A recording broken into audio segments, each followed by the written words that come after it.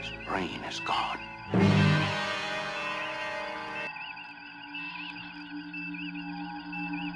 Okay, chat room. See if you can name this tune. It's a classic Jupiter Broadcasting tune. I'll go in the mumble room. William's there, if anybody else wants to jump in, see if you can name this tune. You ready? Name this classic Jupiter Broadcasting tune. First. Oh, you know what else? Not this tune. This one right here. Go ahead. What is this tune?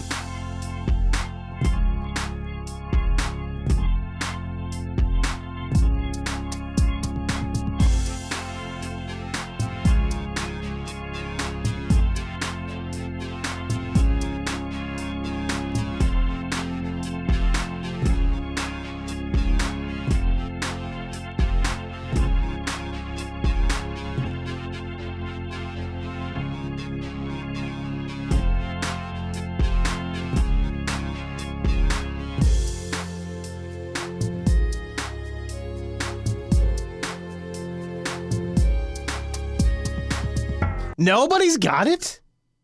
Really? Yes, there you are. System T got it. Ah, System T got it. Right as I was about to give up on you guys. System T got it. Yeah, here's another version. What about this one? What is this song? It's the same artist. I think this one's particularly cool, especially if you know the name, and then you know what's been removed from this version of the song.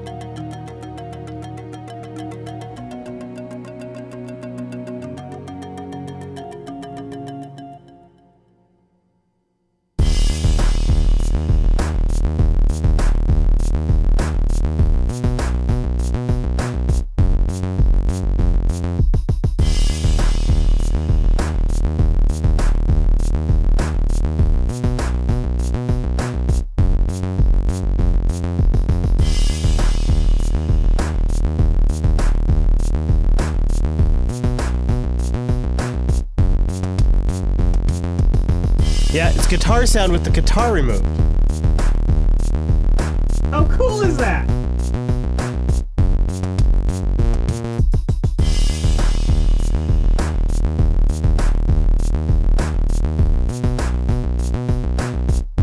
Okay, now here's the same version of the song, but now with drums removed. Obviously it has guitar, but no drums.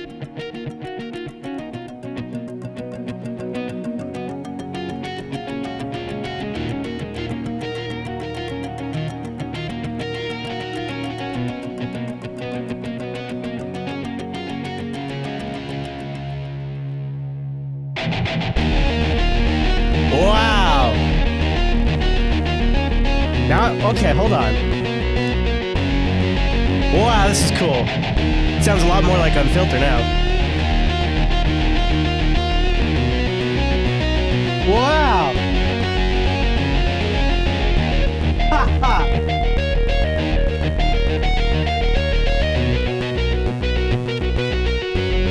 Okay, this is great. Now, what if I play them at the same exact time? I wonder if I can nail this timing right on the soundboard. I wonder what happens if it sounds like the regular song. It does! Of course, I suppose it... Wait a minute. Now, does it? Now, it's still a...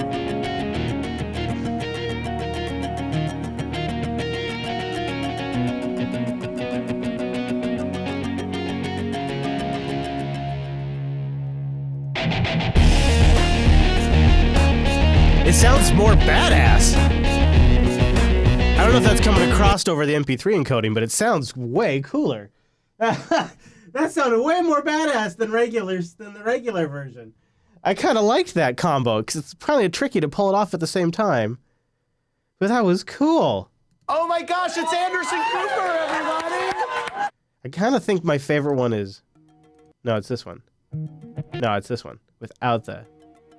I don't know, it's tough to say. They're both really cool sounding. Well, that was an interesting experiment. Huh, I don't... Okay, now I'm going to try to do it slightly off. So, okay, I'm going to do...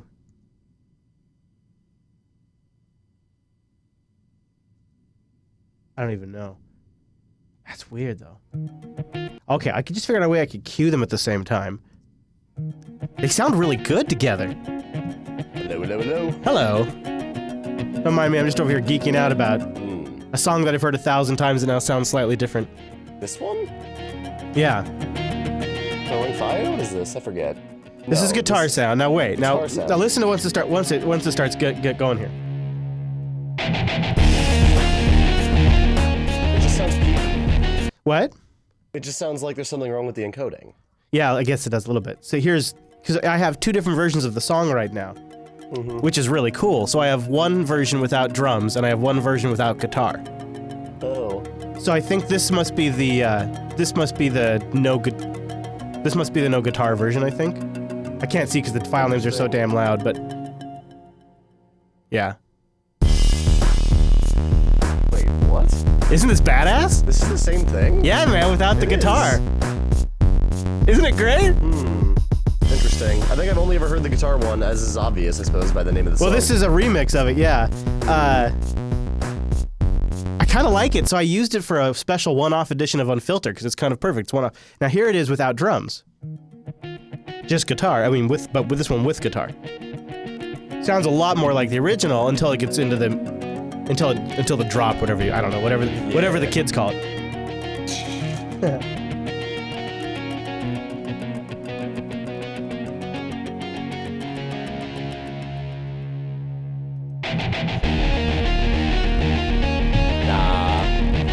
Gotta have the drums. Yeah, right? I know. Although it's kind of neat for playing around in the shows. They have also guitar sound without the lead.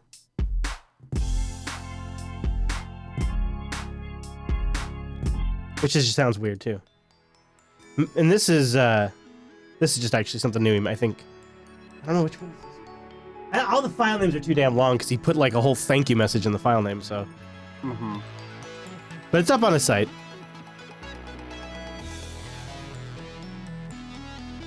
I like it. Yeah. Okay. How you doing, William? Good? We had something we were talking about last week that It everybody was thought. WireGuard, yes. Oh, yeah. I had a meeting after 3 o'clock. Go like from 3 figure, to right? 4, And of course, basically. we covered it at the end of the show. Yeah. Well, That's okay. sorry about that. I did end up starting the stream, right? Did I start the stream? I think I did. I think I started YouTube. Do you have it? So you've been using it regularly? Is that, I guess, what I take from I've that? been using it, oh my god, probably for... I know When we've did it come talked out? about it. When did it come? I'm trying to think of what date it came out. I might be mixing this up with Bcash FS, but I feel like for 6 months or something. Wow. And it's been flawless. But that's probably wrong. It probably came out in like September. I'm trying to think of the time frame for WireGuard. Yeah, I was fuzzy on that too. I know it was. But yeah, not long after it came out, I started using it. And I Nice. replaced all my tank infrastructure with it, which is nice. Yeah, it sounds like it's working for Wes too. And it all works on NixOS. Oh snaps! Yeah, we talked about NixOS too, didn't Yeah, I we? know. That's right. We got a good show today, though. Of course, those are sort of not topics that are on today's show. You know. Oh, yeah. Oh, chat room. Anybody in the chat room want to go make me a cup of coffee or something? Hello, Wes. Hello, Wes. Here, let me turn on your mic. For once, I didn't bring energy. Oh, it's okay. I'll survive. I will be all right. I could go to the store. I don't want to make the show. I'll on be how okay. personal. I'll be all Alright, right. alright. I'll be all right. All right, unless yourself also It wants. wouldn't be a bad idea. All right, well then go for it, I suppose. Look at this. You got 2 different types of notebooks. Yeah, I grabbed both on accident. When you get back, I'd like to know what purposes those serve, because I think it's interesting that there's 2 different types of notebooks. right. So what we got here. It's actually like a pyramid, folks. We've got Sputnik on the bottom, a ringed binder notebook, and then a bound notebook with hardcover, and then a very space-efficient wallet, a remarkably space-efficient wallet. Wow, jeez, it makes mine look like a clunker, Wes. All right, I'll be back. Okay, all right. We'll see you in a little bit, Wes, with caffeine. That sounds wonderful. Oh yes. Actually, we need to probably take some time. Mumble room's pretty empty. We got William here, though. I mean, what else do we need, really? We could do the show with just us 3. We could. That is actually legit. And we might be. I have no meetings today. I'm already missing out on scale. No. Yep, I've already been getting. Noah and I will be there. Yeah. I know you guys got to go in my honor. Going every year. You should probably see. Maybe that following LUP we'll do like a. Maybe you can come on and tell us about your trip. Oh, for sure. Cool. Yeah, I know. I've gotten a handful of emails from like, hey, just with the presumption that I'll be there. That's the kind of event that Scale has is. the best booths out of any conference. Yeah, I know. See, Noah can. I don't need to go for Exhibit that. Hall is great. Yeah, it is. Oh wow, Sweet Lou, what's going on up there, Sweet Lou? What's going on? No, I'm sure somebody'll show up. Oh wait, I don't have permission to drag. Is that what's up? Oh. It's funny how my permissions come and go on this server. Like sometimes it's probably all my fault too. I don't imagine it's anybody else's, but Sounds like you have a different cert right now. probably. Because usually you have the cert that has fuck mumble in the name. You're right. How the F did that happen? Well, but how can I get into restricted? Maybe How can I maybe- get into restricted casting? you could just have multiple certs registered by whoever deals with No, that. no way, not on this machine. This is like some basic I don't bitch know, Windows 7 I think install I we did can- months ago. I think a lot of people have access to restricted casting, actually. Oh, okay. It's unclear. Like, I think you just have to be like a moderator or Can you something get in on there? here. Yeah, it was just in there, just testing it. Oh, okay. Well, So, it's possible they have you set up on a bunch of certs. yeah. Whatever. I have a Bluetooth problem? Oh, you know what? I've just stopped using Bluetooth to play. In fact, I've completely unpaired no. my phone from my truck, and it's the best move I've made in a while in terms of drivability of my vehicle. So the huge issue I had, and I don't know if this is, I think this might be adjustable on some Android devices, but the huge issue that I have is when my iPhone 7, is paired to my truck, which gives me great media playback because I've got controls on my steering wheel. I've got a touch screen that gives me track information and gives me play, pause, and track forward and back and all that controls, which is nice to have. And then it also obviously integrates with hands-free calling and whatnot. But the number one thing I do, even if I'm a passenger in the vehicle, is if I need to respond to something, I will use voice dictation. So that way I'm not looking down at my phone. I voice dictate, hit the thing, and if the message doesn't come across great, that's fine. Just, if it's a quick reply. And I will sometimes even do like, hey phone, send a telegram to Hadia. I'm on my way, which is a completely hands-free experience. I never even have to look at the screen.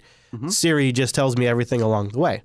But in my truck, the truck Bluetooth system, when you go to use, like if you hit the little microphone button on the iPhone keyboard or you go to invoke Siri, there's this really unacceptable delay where the truck's infotainment system or whatever it is switches into phone call mode. And that has to boot up like this new interface on my dashboard and a new interface on the thing. Like it's a whole switch of a system. It's not just like a new screen. It's like a completely different little computer turns on the first time you do it. So there's like a really long delay. And then there's from then on, it's like a 3 to 4 second delay, which is long that enough sounds for some like- applications to time out. But essentially, there's no way for me in the iPhone to go into the iPhone and say, don't use the Bluetooth Uconnect system for the microphone input. You can't just say use the built-in mic when you're connected via Bluetooth audio. It's either you're all Bluetooth audio or you're no Bluetooth audio. So that was really awful, besides the skipping problem I'd had from time to time. So now I'm just using the built-in USB port on the truck, which gives me track information and play pause control. It's fine. And I don't have any Bluetooth. But you know what I mean? Like, William, I think sometimes on That some sounds Android like a device. truck issue in terms of the way they implemented Yes, that. More absolutely, than yeah. necessarily a Bluetooth thing. It's a combination of things. So Bluetooth actually has two different methods for transmitting just audio at a high or at basically a time when you don't care about latency. So like if you're streaming a video, you can have it buffer up a ton of audio for the video, Right. and then go ahead and have that queued up and synchronize outside the channel so that the data is already buffered on the Bluetooth. So essentially they're in sync. And so they try and send huge amounts of packets in bursts, and then like every now and then catch back up, kind of like how streaming works over a high latency connection. But when you go into the Siri mode where you want quick feedback back and forth, it switches to a different Bluetooth mode. And that must, That whole for some switch reason, apparently triggers is the poorly handled by your truck. Yeah. God, it Because is. on my headphones, it switches in like half a second or something, if even. I just would love to One of the things just I wear around my neck. I have heard from other people like that even don't have Dodges that say this is a problem in their vehicles too. Like so enough cars do this that it would just be really nice if in iOS you could just go into the Bluetooth menu and say use built-in microphone for audio in or something like that. And that would actually change it. And I know some of my Android devices, I don't remember if it's stock or not, I could do that. And that would have solved my problem too. But Yeah, Bluetooth on iOS is pretty crap. I just, you know, in terms of the way I it's realize I implemented. don't need it. I don't need to be using it. I don't know why I was avoiding using the USB plug. I plugged in a retractable lightning adapter into that, and it you know, it's one of those like you tug on it and it retracts back in. And so when I sit down in the truck, I just plug it into the bottom of the iPhone. It charges my iPhone very slowly, and kind of works. You know, I have to hack it a little bit in the sense that I have to put the radio in aux-in mode first. Then I have to open up the application I want audio from and hit play and make sure I can hear it on the iPhone speaker. And then once I can hear it on the iPhone speaker, I plug it into the iPhone, and then I wait for nothing to happen for a second. Then I wait for the player to pause. And then I wait another couple of seconds and the player resumes, and now it's on the truck audio. And the USB in audio is always 50% quieter than the radio audio. So then you turn it way up, right? You turn it up to from 11 to 25 in this thing's scale, 30 being the highest, to get regular good audio. And then, if for any reason the USB connection disconnects or the system thinks it disconnects, it immediately switches back to radio at that same volume and just blasts the radio. So I've got like this process of do this, turn this knob down, plug this in. It's a little clunky, but once you get the process down, and I'm pretty quick at it, it's not so bad. And I get all the steering wheel controls, which is what I really wanted. Ahoy, mateys! Ahoy, Mr. Lou. See, I'm Ahoy. just that guy who uses the Bluetooth headset in the car and doesn't even touch any of I've the thought infotainment about it. stuff. I've definitely thought about it. The thing is that it's my only source of audio, really. I don't really listen to the radio at all. I can't stand it. You know what I can't stand on the radio? Wes, you the man. Ooh, I'll take the middle one. It's been a while. You know what I can't stand on the radio is whenever they're doing a plug, they do this formula where, say it's a woman or a man, coming up on this Sunday, and then they'll do a filter where the voice sounds like it's over the radio this Sunday, and then they'll say it again this Sunday. We're having an event, and I can't stand radio. I just can't stand it. So I'm either listening to a podcast or I'm streaming music on my phone all the time. Oh, geez, Wes, you are such a gentleman. Wes first brings in the caffeine that he picked up at the store, and I'm like, that's really nice of him, you know? And then he steps out for a second, and, I just figured he's going to go scratch or something. And then he comes back in with a beer. So he got just a gentleman, Wes. Just a real gentleman. Oh, man. I'm glad we got a head start on the show yesterday because I had the hugest time suck this morning. Oh, what was it? So my dad, very nicely for my birthday, got me the. Let me look these things up. Have you seen the Logitech Harmony? You're familiar with Harmony remotes, right? The big remote that Oh yes. and you can have modes where it turns on your receiver and it turns on your soundbar and it turns on your sub and it turns on your DVD player, it turns on your TV and changes the input to the DVD player or Blu-ray, right? It's these very functional. So it's a poor man's Echo. No, I'm just kidding. Well, guess it was a little bit in some ways, wasn't it? Well, it's funny you say that. So the Harmony, this is the latest and greatest in this, and this is a hub that has 1,000 IRs blasters that it shoots out everywhere, plus has little remote IR blasters that you can set up in your home. Sounds a little naughty. And they recently announced Echo support. So you could use this as the intermediate hardware between your Echo and your televisions. That's pretty neat. So you can say things like Echo, turn on the TV, turn off the TV, turn on the soundbar, things like that. And so then anything it can control with IR, you've suddenly got access. Yes. So then Chris got very interested in this hub. So if you're curious so far, this is a Logitech Harmony hub, and you don't have to have. If you're a masochist and just want to use your smartphone to control all the things, you could also use this with your smartphone, and it looks like this. That's cute. It's a little unoffensive puck, and what's nice about this particular puck is the entire surface and all of the edges is made of IR blasters, so it just shoots off IR in every direction, which is very nice for getting to a lot of your devices. And then it comes with, in the box, one additional remote IR blaster that you can set up. Yeah, it looks like the remote is kind of an optional thing, so you can Yes. buy the hub on its own for like $90. Right, which- MSRP from Logitech, or you can go Right. up with like the touchscreen remotes and stuff. So this pushed enough of my buttons. I was like, interesting, but not enough that I was going to spend my own money. But my dad said, hey, I'd like to get you a birthday present. My Aw, birthday was back that's in sweet. January. I said, all right, well, this would be something I wouldn't buy for myself, but I'd like to try. So good old dad, he did. He got me one of these, and I just left it in the box since January because, I'm not like super excited about this. I'm just Right. curious about this. And so I thought, well, today will be the day.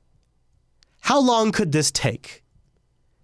I've got a half hour. You've set up things with the Echo before. I'm kind of in a groove, right? Because I've been setting up TP-Link power adapters and Belkin Wemos or whatever they are. Like, I've been in a groove recently. So I'm like, yeah, you know what? I can bust this out. Dear God, this was literally one of the most brutal setups I've ever done in my life. It is so bad. So first of all, it scans your whole network and tries to find anything that it thinks it might be able to pair with. Bluetooth devices, Wi-Fi devices. And so if you have multiples of any device, it of course isn't very good at differentiating them. So I have 2 NVIDIA Shields in the RV. So it just has Shield 1, Shield 2. I have no idea which one is which. Then after it detects everything, it calculates activities for me automatically, like playing games and listening to music, and then tries to create these dramatic Weird. formulas that you have to then go edit in this really awful app. So I spent 45 minutes fighting with the app, trying to figure out how I could go in and Is this change on your settings. phone? Yes.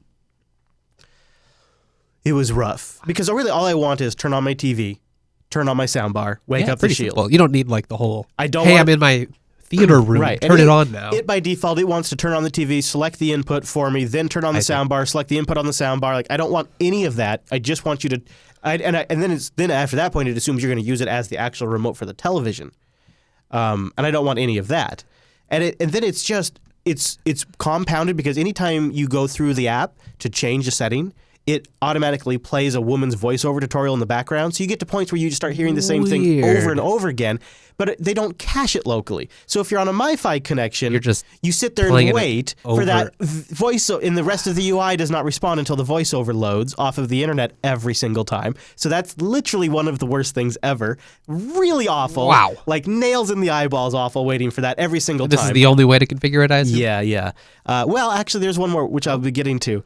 But I managed to get through all of this eventually. And it's bad. And and dear Lord, help yourself if you don't correctly put in the device. So I have a continuous TV, which is, silly me, did continue, CONITU space US. Okay. That's no good. No, it's .us, not period, like the ASCII dot. So you have to get on your mobile phone, you have to put the ASCII dot in between continue and us, which I just put a dash in there the first time I tried to space. And Thinking then, it's a smart little device here, right? yeah. Figure it out. Yeah, and then you have to get the model number just right, which thank goodness I scanned the RV manuals and paperwork, so I was able to Actually pull go that up. pull and, that up, yeah. Because otherwise it's under the mount for the television. Yep. You know, How are you it's- gonna read It's that? like, yeah, get it off the back of your television. Like, it's on a mount. I'm not going to unmount my television to get the model number. I go through all of this. Finally, get it turning on the television and turning on the soundbar, which is all I want. After an hour, which is I'm like, okay, I've got to go. But now that I've gone this far, I must make sure it works with the Echo. Otherwise, what the hell was the point of all of this? Because I'm trying to set up a system where Hadia or the kids or myself can say, Echo, turn on the television, and it turns on the soundbar and it turns on the TV. And the soundbar is particularly hard to turn on because you have to get the remote in just the right spot, and it's kind of tricky for 4-year-old or 3-year-old or a 5-year-old. You can't just point. 6-year-old, 7-year-old, 8-year-old. They're good, but they're not they don't know the fact that there's this little IR surface on this otherwise large soundbar that you have to hit just right. It's Those just are the right exactly angle. the kind of things you don't want your users to have to know anything about. Right, and if they wake up super early and they want to watch Steven Universe, why come get Dad at 5 a.m. when, so they can just say, Echo, turn on the TV, and then they can say, Echo, start Plex, Echo, play Steven Universe, and it all Nice. happens automatically, but you have to have this device to make it all work. This is the grand vision, after all. Starship Enterprise on Lady Jupes. So I finally get it online. I finally get it controlling the devices. I go to scan the network with the Echo. It doesn't see the Harmony Hub. So I'm looking up stuff. I go, okay, I have to have this particular version of the firmware on the Harmony Hub to be compatible with Alexa. Cancel. So, sure enough, Is that firmware the newest firmware, or is it like some one weird old newest, release? the absolute Okay. newest, and I'm one release behind. One release behind. But the real gotcha is how you update it. Now, I don't know if this is the only way, and I think it might not be. But at this point, I've never used this thing, so I'm going purely off their documentation, right? I just don't know what else to do, and I don't really have even the patience to Google it even further. But this is where Google has gotten me so far. It's the Logitech documentation. Download this DMG file to your computer. It says, well, I'm on Arch, so I got to close all my stuff. I got to log out of Slack where we're talking, planning the show. I mean, at least you can do this because you're on your Yeah, MacBook, right? and I reboot into Final Cut OS, and then I have to go back to that web page through my same Google search hierarchy that I went through to get there, because of course I didn't bookmark it. And then I download the dumb DMG, and I open up the installer, and I run it, and at the end, the installer says, the installation is finished, would you like to move the installer to the trash? Well, yeah, okay, fine. Then it gets in some sort of loop where it can't delete itself because the process is active, but then it wants to. So after I just force close all of that, I then have to. This is such a crazy thing on the Mac. I don't think people think about this because I dip into the Mac OS to go do something like, Jesus, this is how you do it. So after you use an installer, because you're supposed to click and drag software on the Mac to install it, like back in my old Mac OS days, this is how you did it. And a lot of people still distribute software that way, especially under DMGs. Yeah, sure. But not Logitech. No, Logitech distributed an installer file which just dropped an application somewhere on my hard drive. But there's not like there's a menu entry that's updated. There's I don't know what name to invoke in Spotify search. If it's not in the applications folder, what are you going to do? That's the whole thing. No, it's worse. But even if it's in the applications folder, what's it called? Yeah. What's the name of the app? There's no way to know on the Mac. And even if you sort by modified date, you don't get the right date because they've decompressed it from a file system image and they've copied to your file system and they've preserved date and time. So I can't even sort by modified time to find what the new application is. I don't know how Mac users do it. And so then I figure out, well, okay, it's Harmony something, so H, nope, that's not there. Okay, Logitech L, nope, that's not there. Oh, they've called it My Harmony. Oh, of course. Now the app on the phone is just called Harmony, but of course on the computer, it's My Harmony. It's a little more personal there. So I double-click myharmony.app, and yes, of course, it's not signed. And then I'm greeted with, before I can proceed to update the firmware on my hub, I'm greeted with the prompt to upgrade Silverlight. It's a Silverlight application. What? It's a Silverlight. What? Yes. Okay, I say to myself, fine. All right. You're on the frontiers of the digital world here. We're going to press on and skip the Silverlight update and see if this thing works. So then I go to update the firmware, and they've got this big button on the side that says, this big Silverlight pulsing button that says, upgrade your Harmony. I'm like, and I'm reading the website too, and I just double check the documentation. Documentation says, click the upgrade your Harmony button to update the firmware. All right. So I click that button, and it takes me to a screen where it wants to upsell me on additional devices for my Harmony with no firmware update. And I'm like, what? So I go back to the documentation, and I kid you not, it says, or if after you click upgrade Harmony you don't get an upgrade, click the sync button up in the right corner. What? Sync button to update my firmware? Okay, so I click the sync button, and it starts syncing my... First, it asked me if I want to log into Logitech Harmony and either use Facebook or Google to do it. Fun. Yep. Great. Okay, so there you go. Click my Google thing. Now Google's got this too. They had it all, don't worry. It starts syncing with the Logitech servers. Syncing what, you might ask? Well, apparently the first thing it syncs is the new firmware, so that's great. Although you don't really know this. It just says syncing. It never says upgrading firmware, so you don't really know it's doing that. And then it syncs all of your settings to the Logitech servers. And by sync all of my settings, it pulls down all of the wrong settings that I had just fixed on the damn thing before I decided to update, and reverts it one revision back where nothing works.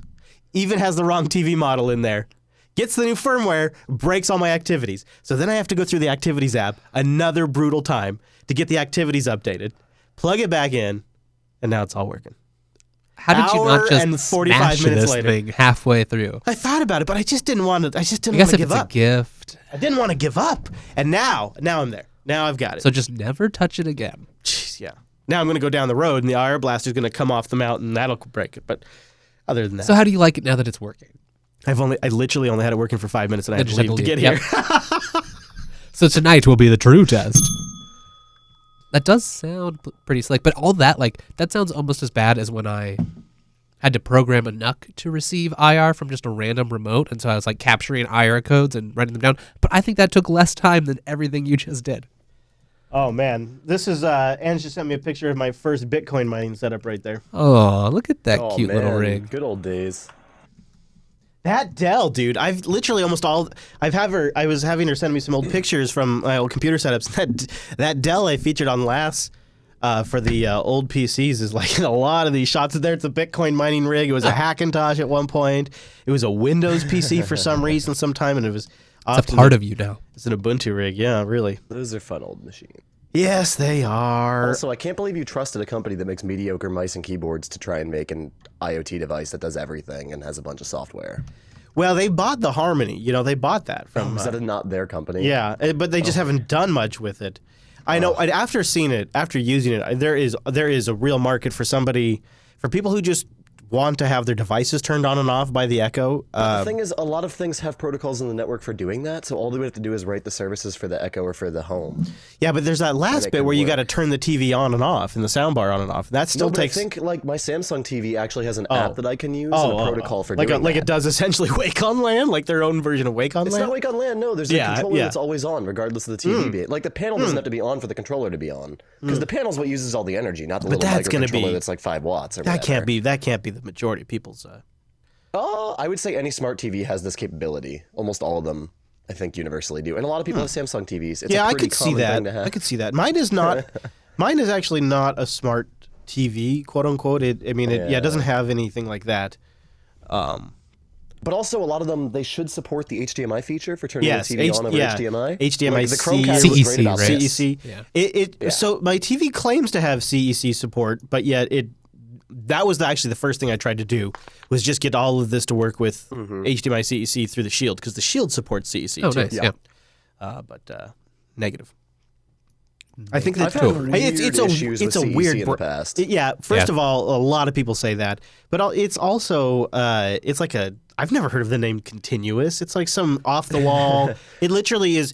It is weird because it's the quote unquote living room television in the RV, and it's the biggest of them. Oh, I know what. Yeah. Yeah, Right. and the what's other weird- the other TVs are like Sony's. Like the two are smaller Yeah. TVs are like name brand nice Sony televisions, and then Sony this should one's work like for sure. Continuous. I don't know. Then the main TV's like this name brand I've never even heard of. It's probably just like a Korean panel. Yeah, it knocked off, is. Like a Vizio thing. Yeah, it is, and it's attached to a Vizio soundbar. Yeah.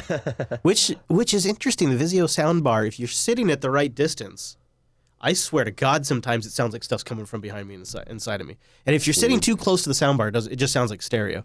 But if you're sitting back a little bit from the soundbar, like 5 or 6 feet back, it really legitimately interesting. sounds like So you surround like sound. it? Yeah. It's my first soundbar. I see a lot of those Vizio soundbars on sale, so I've thought about buying them. This studio here has kind of like a soundbar, but it's just like a Bose like main speaker. It's not really like a sound. It's not right. supposed to simulate surround sound.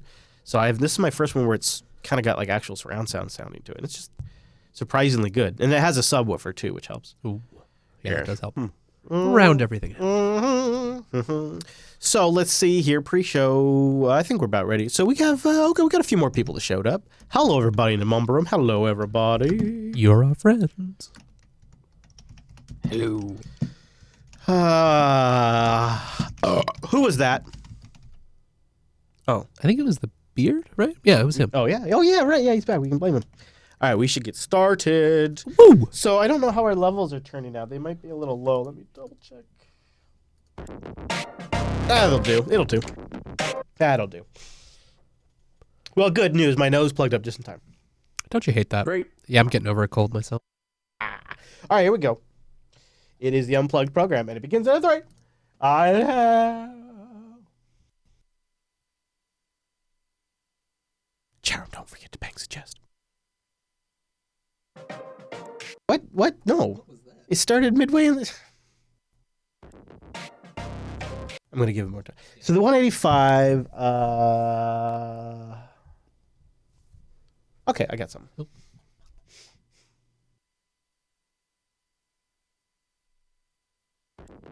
This is Linux Unplugged, episode 185 for February 21st, 2017.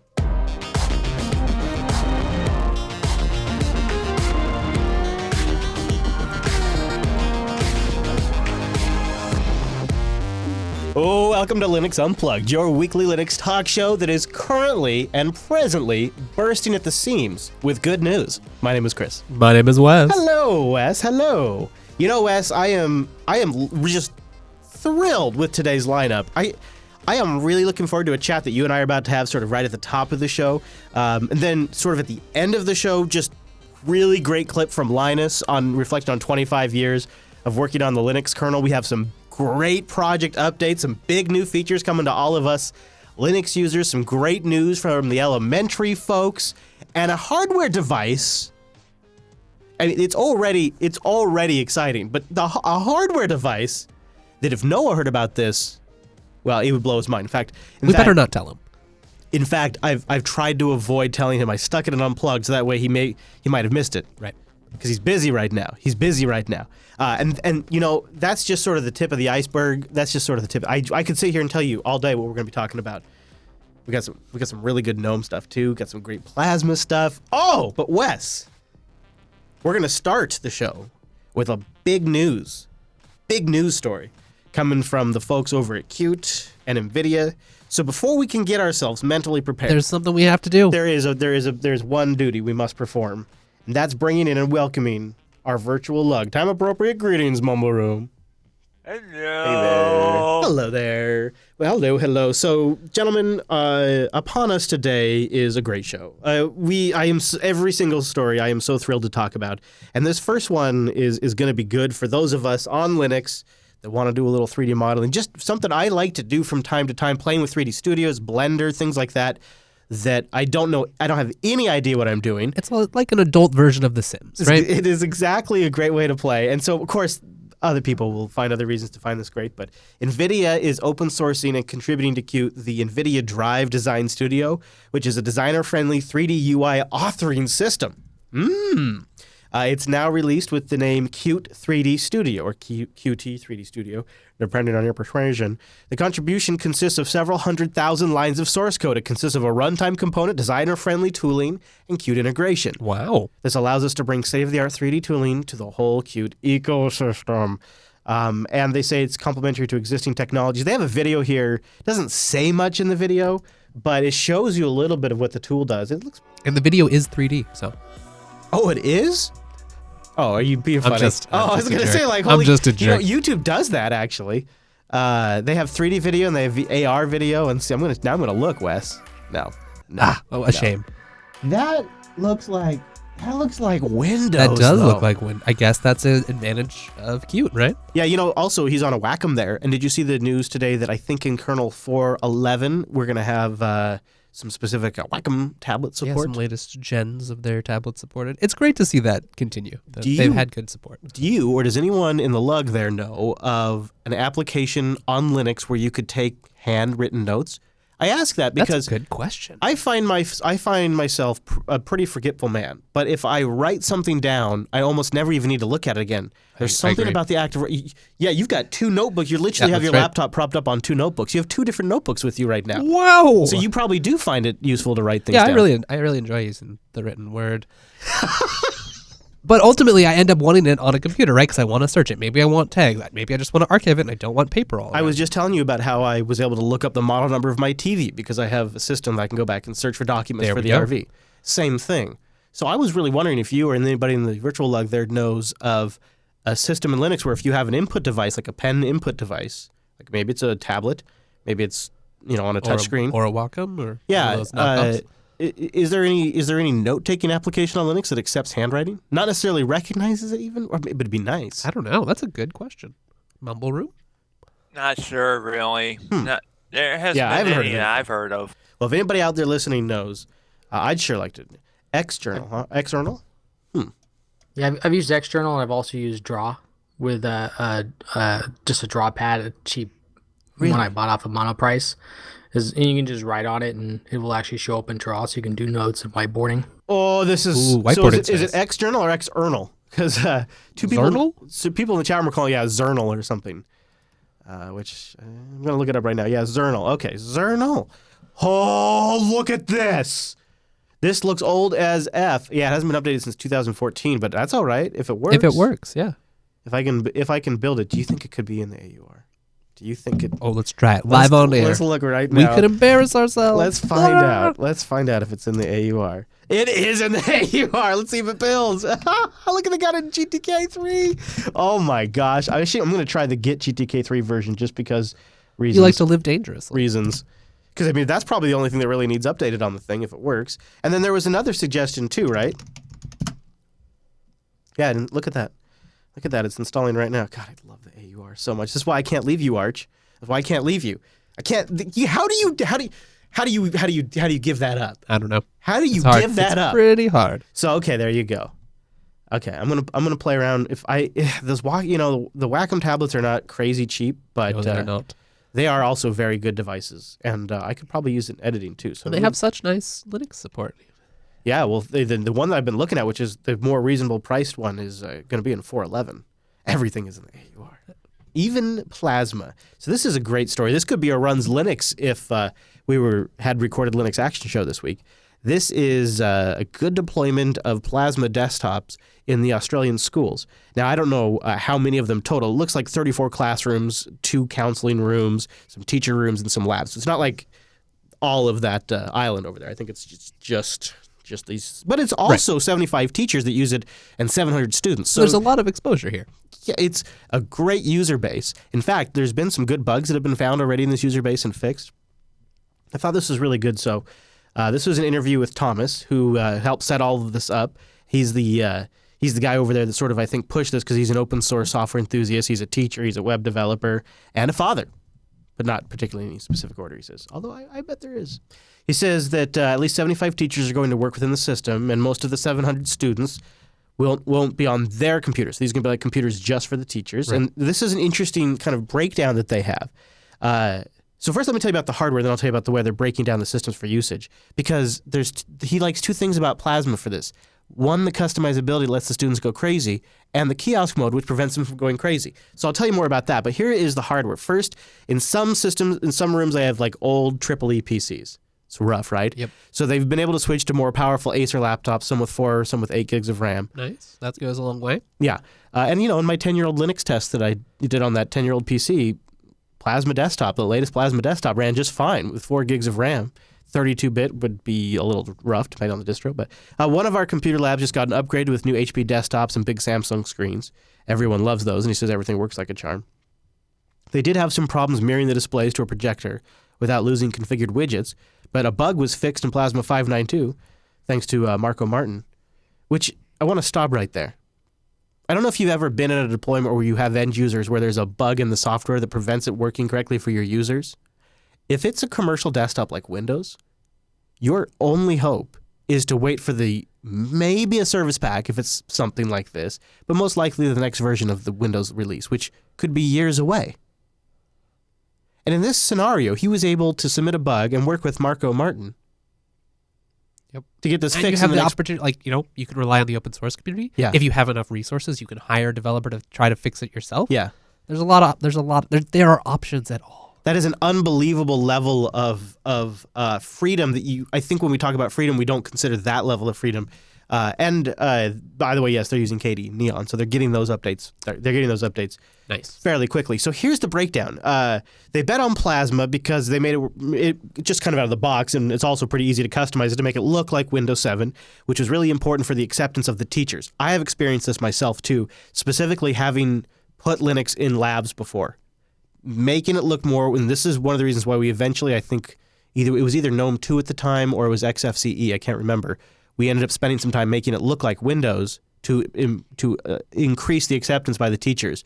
I was honestly shocked, and I'm sure this isn't the case everywhere, but in our little podunk town here in Arlington, Washington, I was shocked at the resistance I got from people who are educators.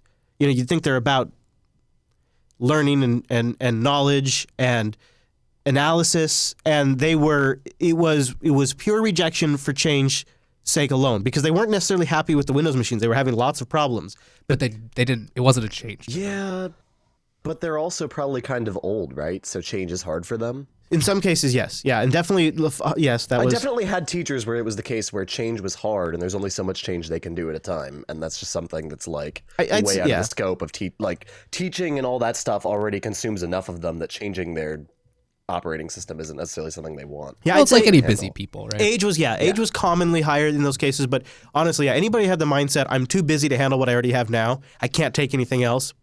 That was off. That it was even sometimes some of the younger teachers. But yeah. I have some sympathy, but Yeah, I also can kind of change understand is too. But at the necessary. same time, like it was a huge problem for us time-wise because they were constantly getting messed up. It was a big problem for them because they were constantly being taken out of order because they weren't working appropriately. So we needed something to Right. change. And sometimes you have to. Change is inevitable. So making it more Windows-like was a huge acceptance factor. So I buy it here when he says they went with Plasma because they could make it more like Windows 7 in some ways. So He they says- hadn't heard about chillin' yet. Yeah, And that, what was the name of it? yeah. So he says the first hour working with students is all about 3D effects, custom fonts, widgets, and custom themes. After a half hour, every single student desktop looks completely different, and the students awesome. start to see it as their own system. Totally. Now that clicked with me for a second. Because Dylan, his laptop, he took it on when we were able to start changing things the way he liked it. Like it turns out when I gave it to him, I had every app he would want to use in his dock. I'd put a special background on there. He didn't like any of that stuff. He only wanted one icon in his dock. He wanted a very specific Minecraft background, and then he really he took a lot more ownership of it. Now I thought this was interesting though. In the classrooms, it's different. It's absolutely necessary that everyone leaves the computer in a usable state for the next teacher. So that's a reason that Plasma Shell was also picked because of the kiosk mode. He says he's had to work a lot of bugs out with the Plasma developers, but they've done an amazing job fixing all the bugs since like 5.8 and above. He says they now have a desktop that is completely locked to make sure nobody accidentally removes or reconfigures important parts of the user interface.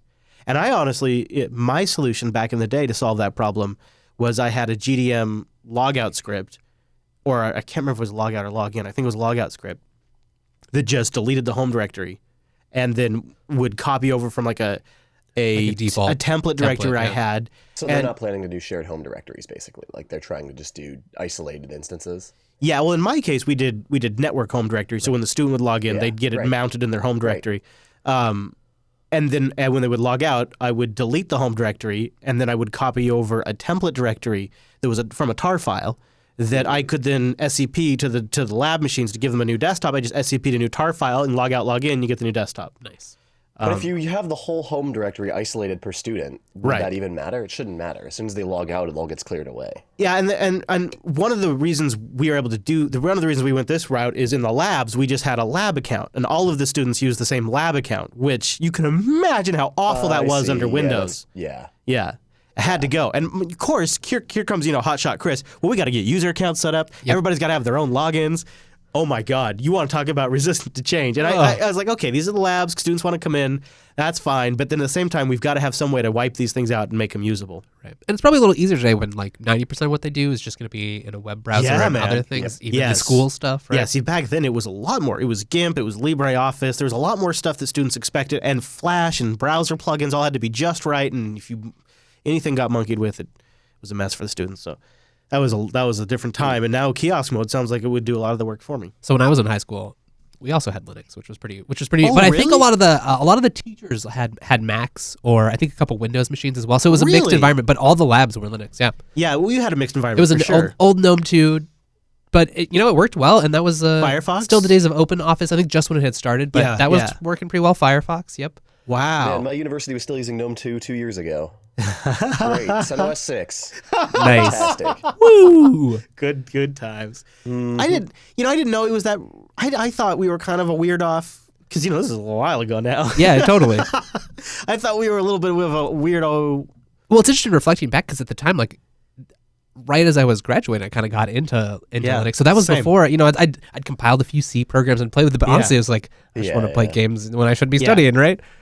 Yeah, But it really did work well, and I hope they're still doing it. I should check back in on them. yeah. I mean, I tell you, I've told the story before on the show, but the couple of times Linux, first time I thought Linux was interesting and I realized, oh, this is a really powerful OS, was when I accidentally RF'd a running system, my workstation in my classroom. Totally. And I was like, geez, not only was I impressed that I could even do that, and there was no you had to do tac. It just did it. Yep. And then the other thing that I was amazed by is that it took me about 5 minutes to realize what happened because OpenOffice and GNOME just kept running, because they were in memory. Yep. And it wasn't until I went to go do something that wasn't in memory that I was like, uh-oh.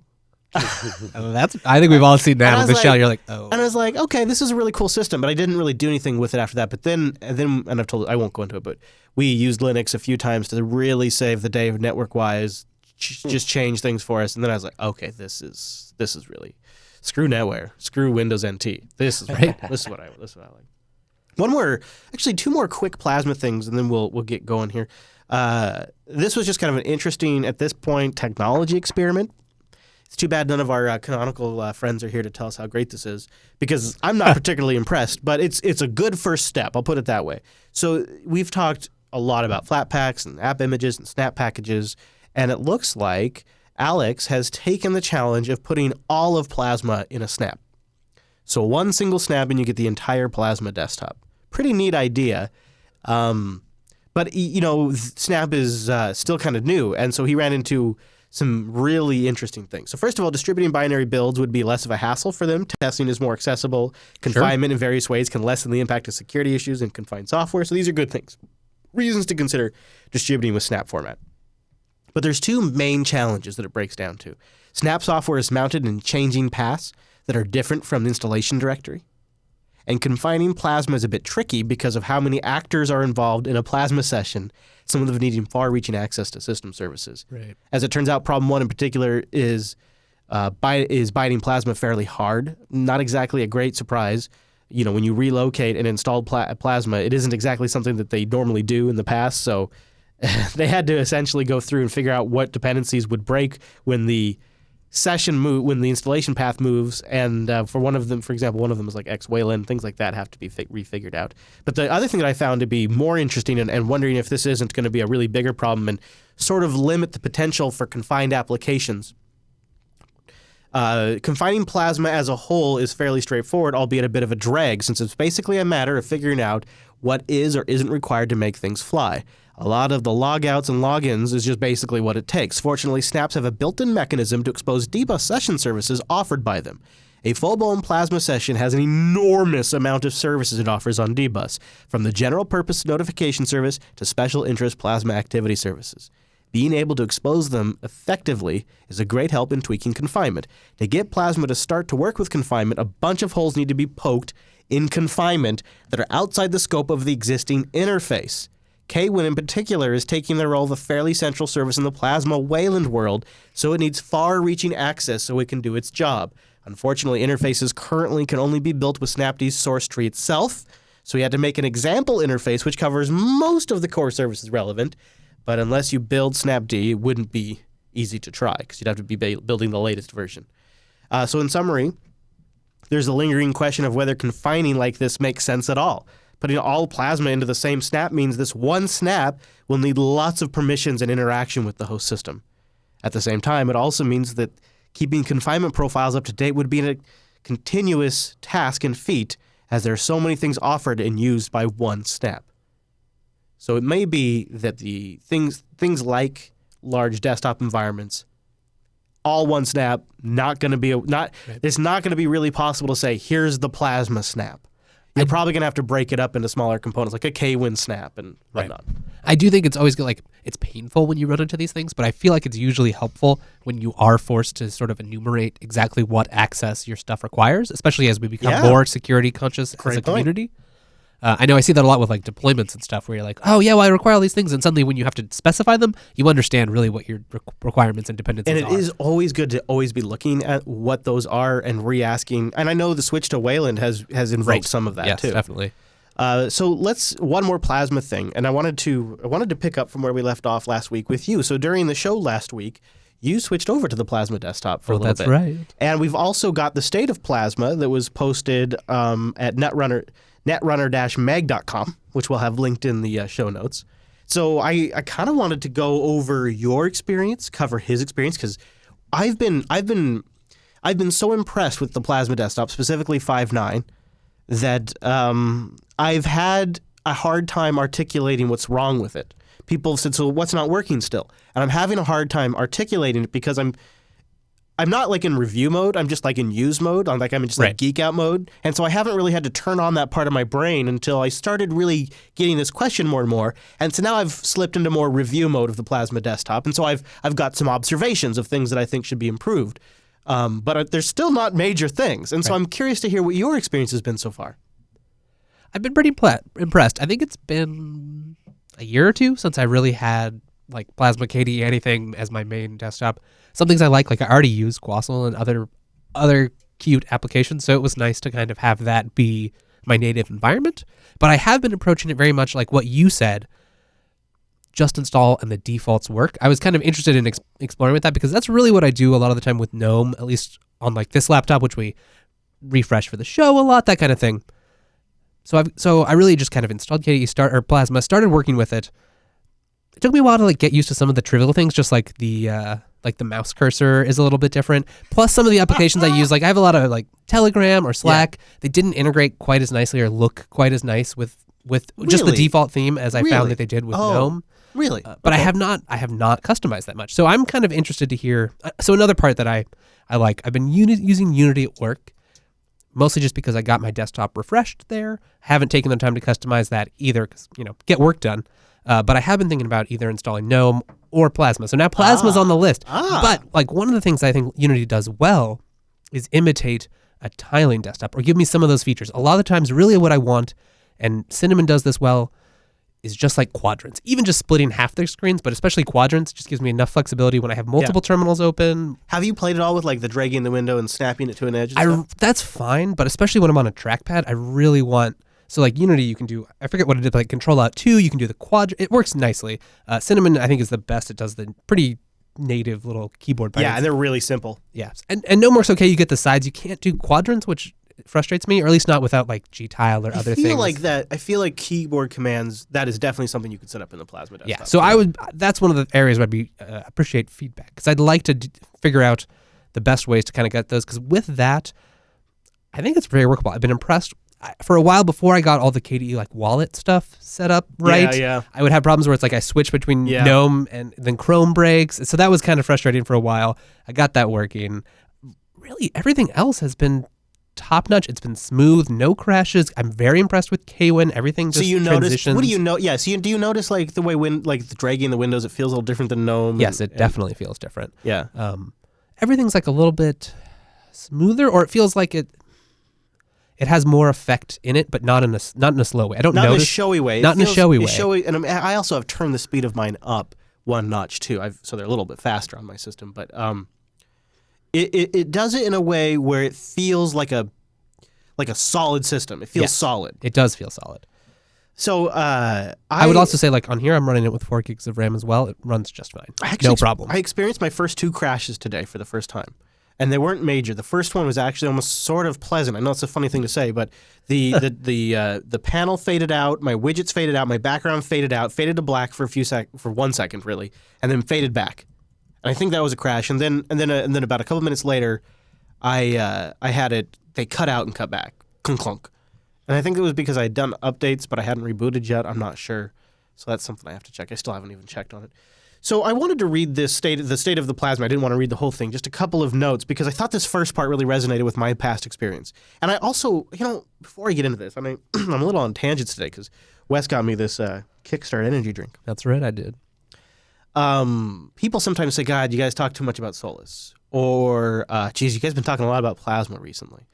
And there's that undercurrent of Arch just all the time. Yeah, sure. So I think what it is a misunderstanding of the philosophy that I've begun to adopt for this show. And I haven't articulated it because I don't often talk about these things. Right. But I it's believe a fourth wall kind of thing. I think one of the number one things missing from tech journalism, which I've gone on plenty of tirades about. I think it's just love the worst. Tech journalism, don't you? One of the things I think is just the worst is we come out with these big, huge reviews of stuff. And I love, my favorite whipping boy is Windows 10. Cortana is going to change everything. Windows 10 is so amazing. This. Well, where's all the follow-up reviews about Cortana and how useful it is? Where's all the follow-up? The ones that really mean the most. Right? Where is it a year after using it? And so my philosophy is, first of all, this is a weekly show. So we got to have something to talk about every week. And second of all, what I'm trying to do in some sense is create a story arc of our experience with these things. So that way, if you are a weekly listener, every week you are getting an update in the story of our usage of these. Sort of like, as for you Star Trek fans, it's like the difference between TNG and Deep Space Nine. We're more Deep Space Nine. Exactly. Linux Action Show is more TNG. You don't always get the little encapsulated. It's not the You don't get the full review type thing, but you get dialogue with the creators. You get our chats about daily use. Yeah. And so that's why we're talking about Plasma again, because in a few weeks, maybe I won't be using it anymore and I won't be talking about it. But for right now, that's part of the story of the show. And then we're going to we'll just take a couple of minutes and talk about it. So he had something here that I thought was really poignant because it's essentially been my feelings. He says, since 2014, Plasma has kept me entertained and disappointed in equal measures. At some point, I had it crowned as my favorite desktop, and then it started going downhill steeply and fast, struggling to recover. Not helping was the slew of bugs and regressions across the distro space, which exasperated the quality of Plasma and what it could show to the world. I think that's so right on. That is so right on with what was wrong with the Plasma desktop for a long time. That is so freaking right on. And, that was, you guys have even heard me come on the show. I'm like, yeah, I'm using Plasma again. It's great. And then a few weeks later, I'm back on GNOME. Yep. And that is exactly where I've been at. And I think Neon is playing a huge role in showing us how other distributions have gotten so damn close. But what Neon is doing is really light touches, sane defaults, and here's your packages. Here's your packages. Here's your packages. Oh, and yeah, it happens to be the folks behind the desktop are pretty relevant to the project itself. So that helps.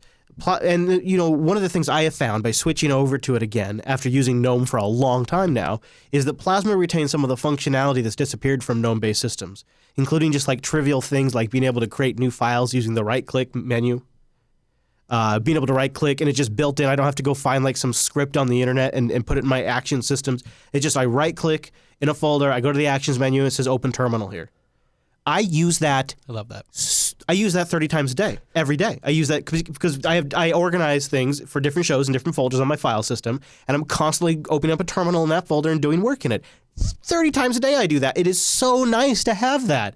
I can't even explain to you how nice that is. And it's these little things that we just used to take for granted that have just started to disappear on some of our other desktops that Plasma still has. They still have kept those traditions. So would part of this you say that maybe is Plasma targeting like a loftier goal? And so GNOME has an easier time of reaching what their deliverable is, and Plasma's... Or GNOME has a narrower goal? Yeah, right. It's like it's a simpler thing to reach, and yeah. Right. They are kind of pursuing a more minimal path. Plasma, GNOME has just you copy something, you paste it, you don't get notifications about it, nothing about that. Whereas the Plasma desktop has like one of the best clipboard managers I've ever seen or used anywhere on any OS. And they're like, yeah, we're going to make this the super badass clipboard manager it can be. Or yeah, we're going to have the best. That was one of the things that impressed me right away was that clipboard manager. Yeah, and the screenshot tool, like all of it's like some of their best stuff. The calendar, even just being able to click on the, yes, you get like a great calendar. It's very useful the way that all crops up. And I have a bunch of different time zones now that show up for me really simply. I like that a lot. Now I'm going to get to some criticisms that I've observed, but I'm just trying to articulate the differences having spent over a year on GNOME 3. Maybe it's been, I don't know. How long have I been on Arch? 2-3 years now? 3 years, yeah. There are some issues that I have also observed. They're not bad anymore. This is the one that bugs me the most. Some windows open at rather odd default sizes with less than the full width of the drawn elements, and I have a 2K resolution screen. So this is really, really obnoxious because they open at like 640 by 480 size, which then truncates a portion of the window to the right. And there's no automatic wrapping or rendering of window content, so you can literally miss critical elements of the UI. You don't even know that setting exists, right? Yeah, and then they have awkward scroll bars that aren't centered with the element that you'll actually be scrolling. And then if you just look at the screenshot here on the left, workspace, desktop effects, and screen edge options, all the same size icon. Then screen locking, a different size icon. Then virtual desktops, a different size square icon. Then accessibility, a round icon. And then activities, 3 dots. So this is just this one screen shows you this really bad mismatch that they have going on UI-wise. Like they've come so far, but yet they have these consistent inconsistencies throughout the UI. Same thing with like the open and save dialog. Consistently opens way smaller than I need it to be. Again, a 2K resolution, the first thing I always do, I click and drag it better. Thank God that the K-Win drag effect and look is so smooth and nice, because I sure do it a lot. You do it a lot. And then the second thing I do is I expand the modified, the kind, and the name columns, because they're never long enough, because they don't resize when you redrag the UI. They stay that same small 640 by 480 size, and then you have to go redrag those. And this adds 3 seconds to every file save and open process. What's the point of that? It's ridiculous. Again, consistent inconsistency. There's other small things. I think if you use the default theme, Breeze, and you use it in the light mode, you really run into a lot more problems. If you go Breeze Dark, it solves a lot of issues. So, for example, with the default theme, the menu is slightly transparent, and the descriptor text under icons is so light you can barely read it. If you go Dark theme, it looks fine. There's a lot of little wigglies in this article that we're going to link to in the show notes, too, that he ran into that if you use Dark theme, it's fine. Here's another one that's a little odd. When you're playing music, when you click on the volume icon, it's a really nice widget. You get live album art, track information. Other desktops do this as well, but this one's really nice because it's got these big play controls, but they just look awful. They don't even render correctly. There's displacement in the play circle. It's just small stuff. You know, the functionality is there. It's the way it's implemented is great. It works with like Spotify and my Google Play desktop client that I have, and it's really nice. It's the UI of it's just a little awful is the only problem. There's just little things like that. But from where they were, these things are minor enough now that, in my opinion, even as somebody who gets a little annoyed by these things, to have this workstation class desktop environment that offers all of this functionality that seems to be running as well as it does is totally worth like these small little nuance issues that I think eventually probably even get worked out. That's kind of been my take. Okay. First of all, the wallpaper setting thing is the worst of the system setting applets, because I have a folder with like 200 wallpaper images in it that I like to rotate through, Sure. and you have to add them one by one. Oh. And then there's no live preview, even though a lot of the other settings do have live preview. There's no live preview for wallpaper, so it's like basic functionality stuff. And then I think the thing that most new users of the Plasma desktop run into, and it's the thing that I should probably lead with, the number one issue with Plasma is this download new stuff from the internet screen that comes up when you want to add a theme, a color scheme, a Plasma widget. It's one of the best and worst features of the Plasma desktop is instead of like having to go in your web browser and find a tar file and download it and then go and like drag it into like a dot folder somewhere like an animal, the Plasma desktop says, hey, would you like to just download new widgets directly from our directory on the internet? And it pulls down new add-ons or new widgets or new themes. But the reality is most of them are broken. Many of them have to lead you to an external website, which sort of nullifies the entire point of using an applet like this. And many of them do not work at all, especially when it comes to the widgets. And when it comes to the themes, a lot of them are incompatible with current versions of Plasma. And it's just simply that no one in the project, and I've gotten some fairly good confirmation on this, no one in the project has the time to go through and weed this thing out. It's a problem nobody wants to tackle. But it's one of the most unique things about the Plasma desktop, and it's one of the first things I think a lot of new users try, and it's one of the first things that breaks and doesn't work correctly. Which doesn't give you a great impression. Yeah. So there are some of these problems. Like you often get a prompt that says, this downloaded an HTML file, which indicates it's a link to a website instead of the actual download. Would you like to open the site with a browser instead? And then it opens up your browser, and then it usually takes you to like KDE Look or something like that, and it's vague what you're even supposed to do. It's just a really bad experience. Wow. So there's issues. There's definitely issues. But I tell you what, if you're willing to live with things like that, I think it's a pretty good desktop environment, Wes. I think you should give it another week. Have you messed at all with the launcher? No, I have not. So Altspace will launch KRunner. Nice. Okay. And yep. it's basically it'll do anything that the nicest launchers do. So you can get, and you can actually pass commands into so you can start console with a bunch of stuff happening. It's really nice. So I'd say take the week to play with that. Are you using a dark theme? Yes. Okay, good. Are you Breeze? Yes. All right. Well, good. You're good there. Yeah. So play around with that. You got KDE Wallet set up. Mm-hmm. I'll play more with some of the keyboard shortcuts. See if I can make that. Yeah, I know work for you me. can do that. Yeah, I'm sure I can. Yeah. Like I think one of the things I had to do, which I thought was kind of weird, is I had to go in and set up like the keys I always use to switch between virtual desktops. Yes. I was surprised that wasn't set up by yes, default. exactly. That wasn't that. Yep.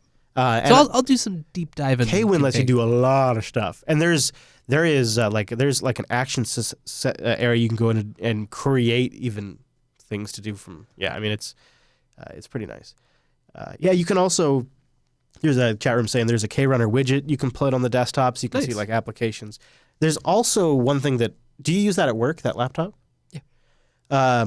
You might find. I've never cared to use it, and I struggle to really justify even the feature, but it has activities, and you could create a home activity and a work activity, and interesting. they're essentially totally different Plasma desktops. That's kind of interesting. So you can have different widgets, backgrounds, panel layouts, Yeah. console profiles, all that stuff. It's kind of cool. So yeah. Well, I'd be curious. Oh my God, you're right, Pixel Pimp. Jeez, yeah, and then of course, oh my God, Yes, KDE Connect is yeah, awesome. Oh, you already have it set up? I have not. Oh. I've used it before, even on GNOME. I have not installed it this time around, so maybe I'll do that tonight. I want to try it so bad. I'm half tempted to use my Nexus 6P again. oh yeah, right. Does anybody know of a what's a way? I mean, what is the equivalent of find my friends on Android? I don't On know my if I know what phone? Find My Friends is. Yeah, you don't. William, tell do you us know more. what I'm talking about? Wait, do you mean find your phone? No, Find My Friends, which is Oh. uses the same thing, but you can set up friends where you can share location. I've never used that, but you could use Waze to do something similar. No, it's always on tracking. Yeah, Waze does that though, I think. If Oh, I'm really? not mistaken. Like there's a mode you can put Waze in. Yeah, I don't wanna that might use- be deprecated at this point, but there was a time, like at least 4 years ago, where that was a thing. So I have the kids' phone, which is just like a shared phone they have. I have my phone and Hadia's phone, and we can all look each other's location up, which is really cool. Okay, I see. I feel like there's a way with Google Maps though, or something, Go to ahead. have it always on. Go ahead, SK. You had something to say? Yeah, if you use the device manager app on Android, and you have to have the whatever Android devices you have on your account, like my Scrapjaw Gmail, I can see them, and I can also add like my wife's account also. Oh, so And so so what it does is it allows you to be able to see where those devices are. You can lock them from remote if you yeah, you do yeah. all the things, you know. But she would have to then be on Android too. So there's Yeah. actually a cross-platform thing with the Google app. What? And I guess Android has that built in. So as long as you have Play services in the Google app, you can enable location history and then share the location histories, and that's always on. Boy, see, I actually use that on iOS. I would be. I'll have to play with that because. All right. So what is the app that you use on the iPhone?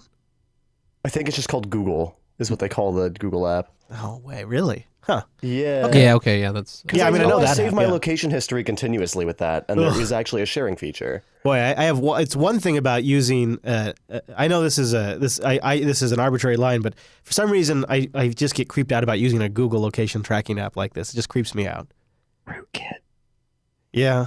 It is interesting sometimes to review It though. is cool though because they have a great dashboard for dealing with all your personalized data like that, and you can Oh, like I know, view your trips yeah. throughout the day. And Yeah, I delete know. Them and, No, I know. Yeah. Yeah. I know. I just worry about years and years and years and years and years of analysis of my location data. Like we're not worried about right now. I'm worried about like 10 years of using something like this. Yeah. What kind of things can they infer, and what kind of things could be subpoenaed? That's my only You concern. really like Jimmy John's now. Yeah. Right. Yeah. And what happens? What happens 2 CEOs from now, or 1 CEO Yeah, from sure. now? That at that is a Google? very good concern. Do they make a partnership with my health insurance company? Because from that data they can derive also how fast I go, Sure. Yeah. if I'm walking. If you're walking. But they yeah. could subpoena any of those applications, so it's really just. I a feel matter like of, Apple are you is. putting your data there. Or I not? feel like Apple has demonstrated a willingness though to not participate in some cases. So has Google. Absolutely. Yeah, I know. That's why I say it's an arbitrary line I've drawn. It's a pretty arbitrary line. I just would rather. What I would really rather do is roll it on my own and have an app that just works on either platform. But I've experimented a little bit with that, and they tend to be really crappy UIs and really, really bad on battery life. Even though they right, say if they it's not just use integrated locations. well, Yeah. then what, you have like busy polling for your stuff? Yeah. Interesting. Well, Altera says that Google has recently made an announcement about this. Well, we should probably move on because this is not really. Yeah. Trusted Contacts app will let you share your locations in emergencies. No, that's kind of not what I want. But, why don't we before we get going, let's talk about Ting. You know what? This would be a great time. This just kind of makes sense. Linux.ting.com. If you want a mobile service provider that's not playing games with you and announcing services, turning services off, and wearing gimmicky jackets, you just go pay for what you use. This is really brilliant because it's just $6 for the line and your usage on top of that. So you don't have to worry about getting a set amount of minutes or a set amount of data or a set amount of text messages. And you don't have to worry about adding additional lines if you need something for a monitoring device or a family member or a tablet. It's just $6 in your usage. I often have it I think I'm actually out now. But I have in the past, and I guess I have to order some more. I've just had Ting Sims around, and I've had a tablet that the kids were playing with, and when Pokemon Go was super popular. And this is just like hey, let's all go out as a family and walk around the trails and catch Pokemon. But you got to have data connection. Yes, you do. So we get all set up, and then that dawns on me. Well, what do I do, right? You should probably buy a plan where you have to get a 2-year contract, right. like 10 gigs a month. I think not a contract, a commitment. A commitment. Oh, there now, we go. Right? We yes. changed the words. We now. sure did. Yeah. No, none of that. I put the Ting Sim in an Android tablet that I already had. It was a Wi-Fi device that had an empty SIM slot, and we had data for the day. In fact, I just left it in there for a while because it's $6 a month. And I was like, well, maybe we'll do it again. We didn't do it again. We didn't do it again. But I was so thankful I didn't bother going down because I have been there with friends in the past. I've been through the game myself. Here, get this free tablet after an 18-month commitment. Don't worry, it's not a contract, but it's a commitment. It's an agreement to be our customer. Recently, the other big duopoly guy announced more plans for more money. That's right. And I find it fascinating because if you look at the way Ting customers save money, the average Ting line is $23 per device. So that's your data, your minutes, your messages. $23. So when Verizon's announcing $140 plans and even $80 plans, it just blows my mind. This is not my cable bill. The cell phone bill should be better than that. Yeah, I guess there's people that will buy a $12 cup of coffee, right? And meanwhile, I'm that's too much money for coffee, right? So the other day I accidentally ended up paying $40 for pizza. I never pay that much for pizza, but I went to Round Table. I walked in there, and I had the kids with me, and I got 2 larges. And next thing I know, I'm $46 done. I'm like, what? I gotta done this for $15. Yeah, right. They don't care. The kids don't care. This is the problem with these guys, and this is why they can come up with different gimmicks. They can announce different services with different things or different ways of destroying net neutrality. They can come up with these different gimmicks, and they can call it freeloading or whatever they call it. What do they call it? Backdooring net neutrality. What do they call that? Where they offer you the ability to stream YouTube for free, and then they call it a good thing. What's that called though? They have a name for it. Yes, they do. William, oh yeah. What is that? They all have different names though, don't they? Yeah. T-Mobile. Oh my God, T-Mobile's is so prevalent, and they advertise it all the time. Someone in IRC's probably already got it. Yeah, it's this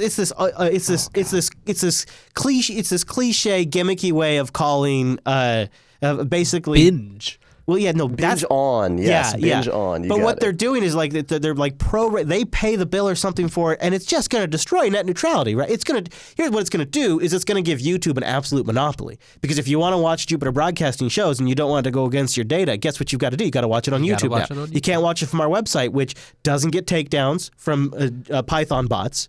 It is available in HTML5 WebM. Doesn't track you. And then, and yet. Guess what? Because they're free jacking this thing in the back door, that's what I call it.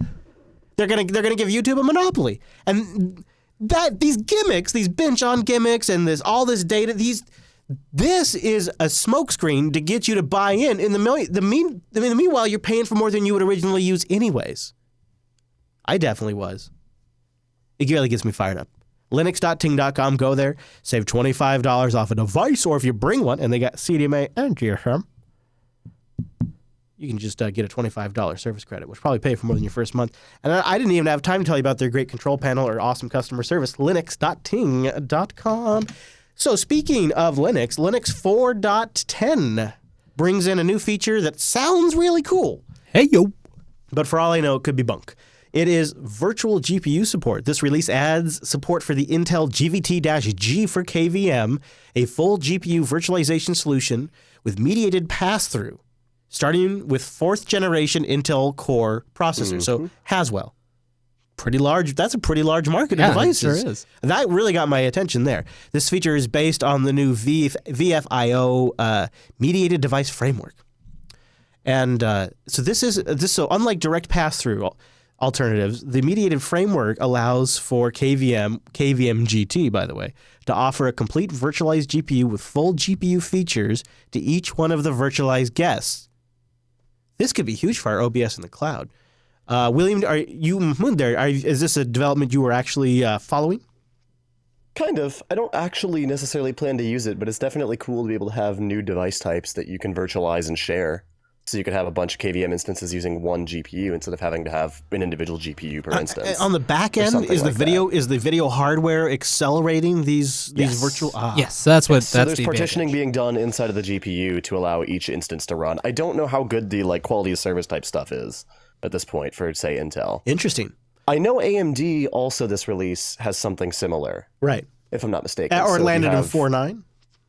Might have been 4.9, but it also could have been 4.10. I kind of forget. But yeah, Intel and AMD should have this capability in 4.10. This is so Seems slick. like people have been wanting this for a long time. It could be big for a lot of different kind of virtualized solutions. There's definitely times. I wonder what this could mean for Windows too. And you're not going to do much gaming with an Intel graphics, but it could mean some graphics, right? I guess it would depend on the it's driver. especially nice if you're say DigitalOcean and you want to provide GPU instances. Right. Because then you don't have to buy an entire GPU per VM, which would be kind of costly per month. You Right. can partition it down. Yeah. And so you can have cheaper GPU instances. Our needs were really we just needed some accelerated video support for OBS or OBS to work up on a DigitalOcean droplet. Yeah, that's too, probably yeah, interesting. that could provide this too. Yeah. Suddenly you just have the base support, or even if it makes your virtualized desktop suddenly not as I laggy. think for OBS and I think for virtual desktop type stuff, Yep. this could be great because then you could do a bunch of OpenGL. Exactly. All your browser stuff then works flawlessly. I wonder what it could also mean for video playback in VMs for desktop sessions. I wonder if video Right, yeah, playback. VDI. Right, Yeah. yeah. Well, I'm excited about that, but there's a crap ton of other stuff in 4.10, but that just seemed like a good one that people might want to know about. There's a whole list of stuff. Is there anything else that you wanted to? There's a couple of things like improved write-back management. So this should hopefully, without having to switch your I/O scheduler, you should be able to get some less. You're writing to a USB drive, you're copying a giant file. It should have less interruptions now on your day-to-day desktop usage. I also thought it was interesting that you can now attach an eBPF program to C groups. So you can use this eBPF program it's the Berkeley packet filter, right? So you can use this to filter packets, drop things, that kind of stuff. Now you can easily apply it to all your programs in a C group. That's huge. So that could be big for containers. Seems like it. Yep. That is a good one. Jeez. And in the same vein, better support now for the Nexus 5 and 6. Oh, really? 6P here as well. I also there's a bunch of driver updates basically in all of the hardware categories, but specifically in USB and camera, again, getting another big round of updates. Isn't it great how often just a new kernel comes out, you can install it, run it, bam, all of these updates. Some of this stuff, like I say, again, with commercial desktops, you'd have to wait for the entirely next version. Exactly. It's so cool. Speaking of next versions of things, GNOME 3.24 is entering beta. Final release is expected on March double deuce. With 1 day delay, the beta release of the upcoming GNOME 3.4 desktop environment's finally here for public testing. We got a revamped GNOME Control Center landing in this one with updated user, printer, and online accounts, keyboard and mouse, and Bluetooth panels.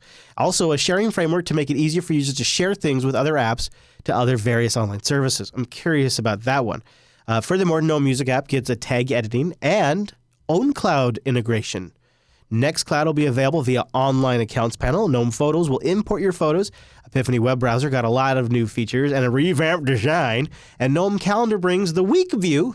And GNOME Software will handle Snap and app URLs now. Hey. Yeah. And of course, Flatpak. And it looks like Nautilus File Manager promises to let users browse files as root. There's another big feature coming that I'll mention here in a second, but I wanted to segue and say 1704 of Ubuntu will be the first Ubuntu in a very long time that will actually ship with current GNOME. What? Which has been a big criticism of mine for a while because it's so annoying. Yeah.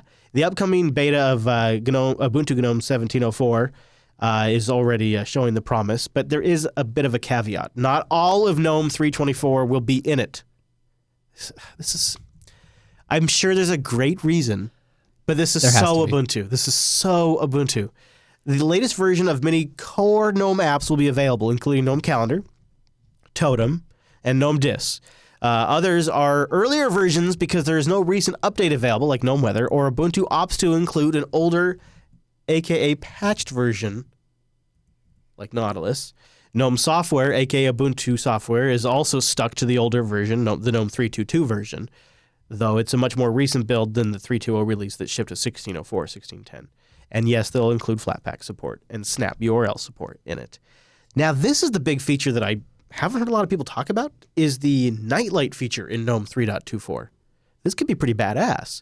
It's a, as you kind of could probably guess from the name, it's a new setting that automatically adjusts the color temperature and brightness of your display depending on the time of day to help reduce eye strain and help promote natural sleep cycles. You're probably familiar with we've talked about a lot of different apps that do this. Flux, Redshift, etc. Yeah, and so But now it's built right in. yeah, GNOME Nightlight reduces the amount of blue light the display emits. It becomes warmer and the overall brightness is reduced. It is one of those things where it's like, I can install GNOME and just not have to configure that. The less things I can configure, it's just that's nice. I think it's kind of a cool thing. Yeah. And there's been some extensions to do this.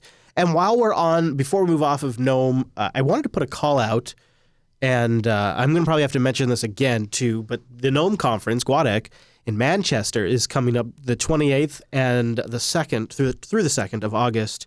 GWADEC brings together free software enthusiasts and professionals from all over the world. It's 6 days of talks, demos, discussion, parties, games, and more. Wow, 6 days. That's awesome. Yeah, and I would be willing to go get my passport and go. And I got an invite to do so. Wow. And I can't really figure out how to make the money work because, my hack to going to these events is I live in an RV and I take You just drive there. Yeah. And that doesn't work so well when it's in Manchester. So I don't think I Float can. the RV over, Chris. Yeah, I think that's probably way expensive. Yeah. I don't think I can make it. I just don't think I can swing it. I would love to go. First of all, So I'd your love to job, travel like audience, that. is to just all start saying you're going and just force them to go. No, what I'm hoping is maybe somebody legitimately wants to cover it for us. Oh. Because I could probably get you press coverage if you're really willing to work with us.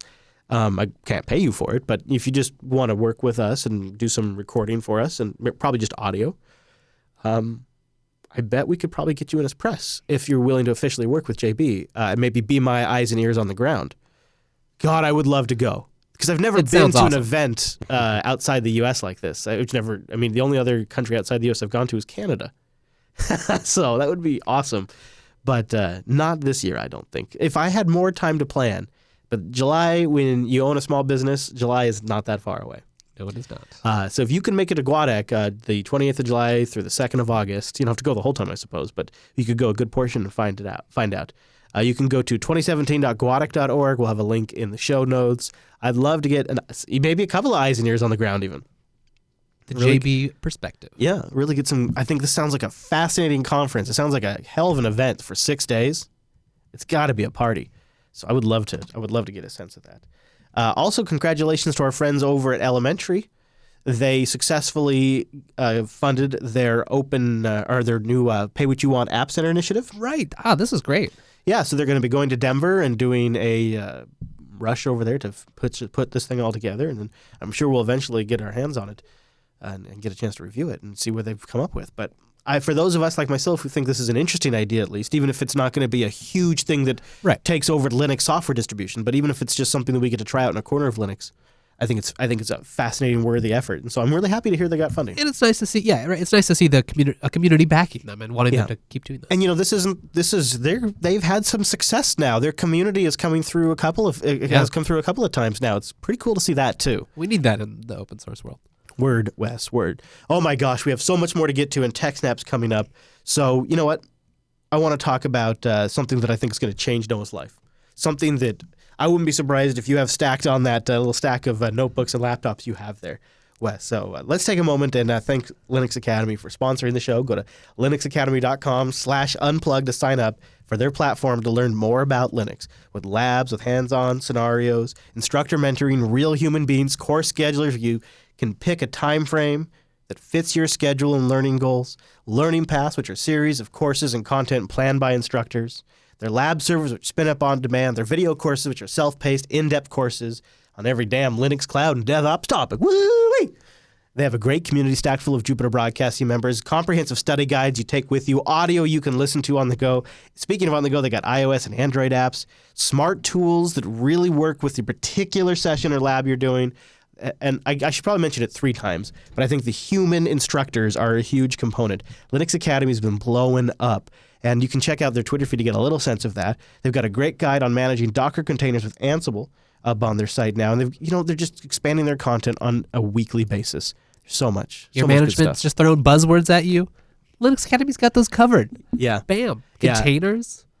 I, Configuration management. If I worked at a place that offered any kind of budget for learning, because Linux Academy is super straightforward, and you can sign up for a 7-day free trial just to get a sense for it at linuxacademy.com/unplugged.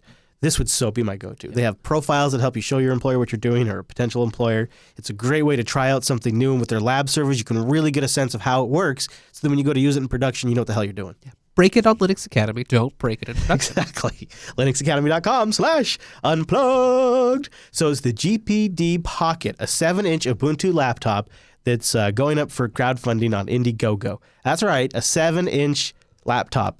This thing is a little mental. It's got 128 gigabytes of storage, 8 gigabytes of RAM. It runs Ubuntu 16.04 or Windows 10. It's got an Intel Atom, a Z8750 CPU, which is a quad-core clock to 1.6 gigahertz. Okay. Yeah. 7,000 milliamp battery, which they estimate to be around 12 hours. Yeah, right. 802.11 AC, Bluetooth, a couple of USB Type 3. C. Yeah, buddy. And headphone jack. Hey, you have to say that these days. You just have to. Look at that keyboard. When I saw that, I went, oh, this might actually be legit. Right? Can you believe they got a QWERTY keyboard that size on a device that small? If those are even slightly okay to use, that is an incredible layout. Now, obviously, for you audience listeners, there's huge compromises. The arrow keys are a mess. The shift key is a disaster. The caps key, they shouldn't have even bothered. I'm sure the key travel is incredibly shallow. Yeah, but still. damn, look at that thing. Look It at would that still be thing. really cool just to pull out of your pocket and be able to use. 10 times more useful than a tablet, Than a I dare phone. say. Or a Plus, phone. Yeah. it has. Do you see that full HD resolution? Yeah. I'm And so down. And it's got did I say earlier it's got an SD card slot, so you could expand storage just like on the go. It's essentially a 7-inch laptop. They don't have a great video, but it does show you like some of the different side. It almost looks like a baby MacBook. It kind of does, yeah. Yep, it is. This is really something. I am extremely I do excited actually about believe this. the 12-hour battery life given that processor. That processor draws almost no power. Really? Well, okay. And I guess the screen isn't huge. So it'll be a little slow, but there are other laptops based on it that are somewhat okay. So It would we'll fit see. in your coat pocket Yeah, that's the nice or a thing. purse. That's the real draw. Yeah.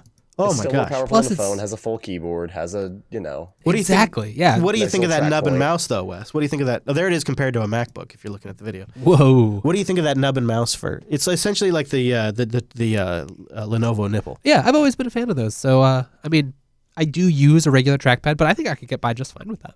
The only thing with the nipple, though, is it's in a weird place, because on most other things, it's where, like, the F and the G and the H Right. are. It's a little Whereas farther this one's down at the space bar, which is kind of Yeah, you're funky. gonna have to retrain your muscle memory a bit. Yeah. But for me, I think I would primarily end up using this as a terminal type interface, where I've got the full keyboard power, and if I've got my keyboard shortcuts for most things, hey. Yeah, this is a crowdfunder, and so this I like to take a little bit of a skeptical view. They've already popped their goal. They're 709% of a 200,000 goal.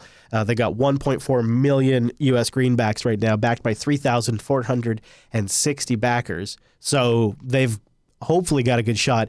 The thing that I'm not loving is a lot of these photos are mock-ups with gimped in screens that are so badly gimped in that We can tell. yeah.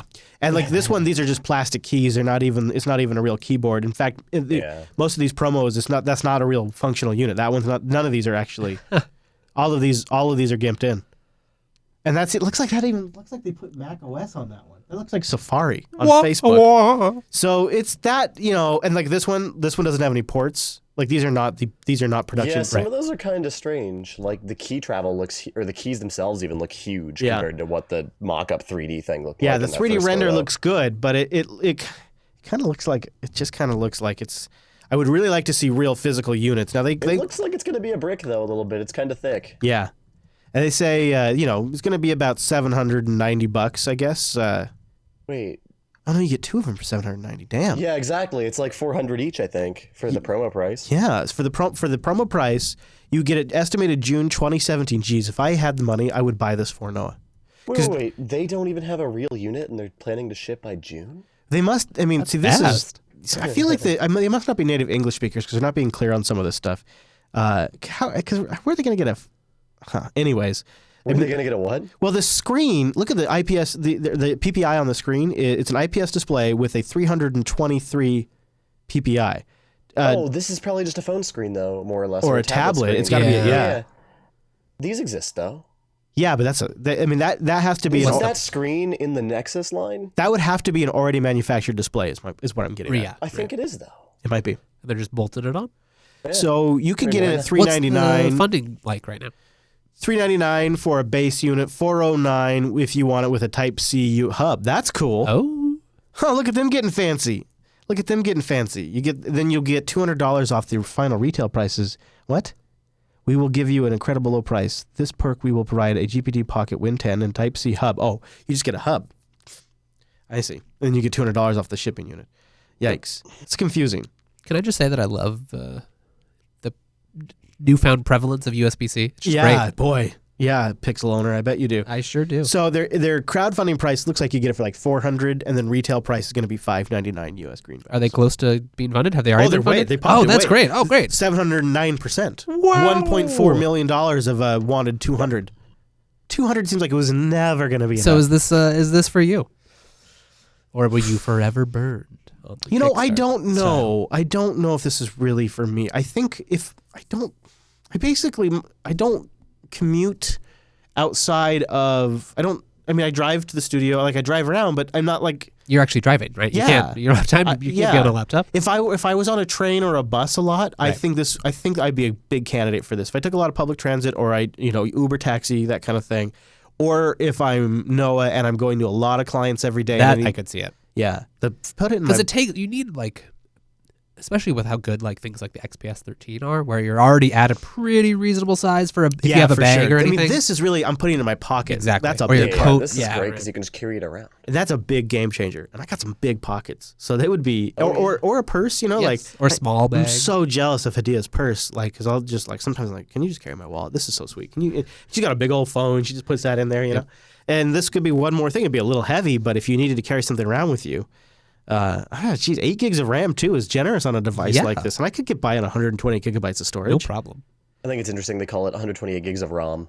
Yeah, It's yeah. not ROM, but Yeah, whatever. I know. Yes, I know. It's a little. There, like I say, there's warning signs. They say the screen. This must be a tablet because it's got a 300. Not only does it have the 323 PPI, but it's got Corning Gorilla Glass 3, and it's multi-touch with a 16:10 aspect really? ratio. Wait, this is touch? I didn't see I that. didn't realize that first. either. That's what it says. Yeah, that's what it says. Oh. So you look at that screen. It does almost look at that. It almost Yes. looks like a tablet bolted on a little bit. It almost kind of Probably does. is. Why would it not be? And that's what It makes everyone sense wants at the anyway, right? size. That Tablet might- with a keyboard. That might make it more doable. That might make it possible to actually ship this thing because if they don't have that screen, not? this thing's dead on arrival. There's no way they're going to be able to. Boy, that And is. those screens are cheap, so I wouldn't be surprised if this is just not an issue. I don't know, man. I don't know. It weighs 0.480 kilograms. It is tiny. Look at that guy holding it there in his hand. That is. I would love to get a device like that eventually. I That's think still a pretty hefty thing, though. A pound. I've that been, little device. yeah, I know, I think my 6P with a case sometimes is almost about. Probably is. You're right. Yeah. The only thing is I have been so burned. I have like a 30% success ratio with crowdfunders. Right. I really Yup. Blaster and I ordered like this brew it yourself brew kit. Never came. Yeah. Never came. Never got it. I'm still Yikes. waiting on a Kickstarter from 2013. Yeah. Yeah. Oh, and then I got. And they think they're going to deliver. They keep telling us they're going to deliver, so we'll see. I'm kind of excited just to see if they actually pull it off. This one I got really burned on. I ordered a really nice cast iron skillet. It's a light cast iron skillet that's Oh, great. that sounds awesome. Great for the RV because it's Yeah. not super heavy, but it's supposed to be really high quality.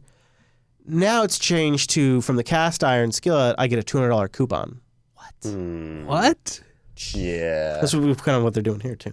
I just Wait, you get a coupon for what? to buy the $500 skillet. Oh my god. The prices turned out to be a little more than they could afford. So they're like, here, well, but now it's just another couple $100. And then they keep, and I'm not going to do it, but they keep sending me emails about it.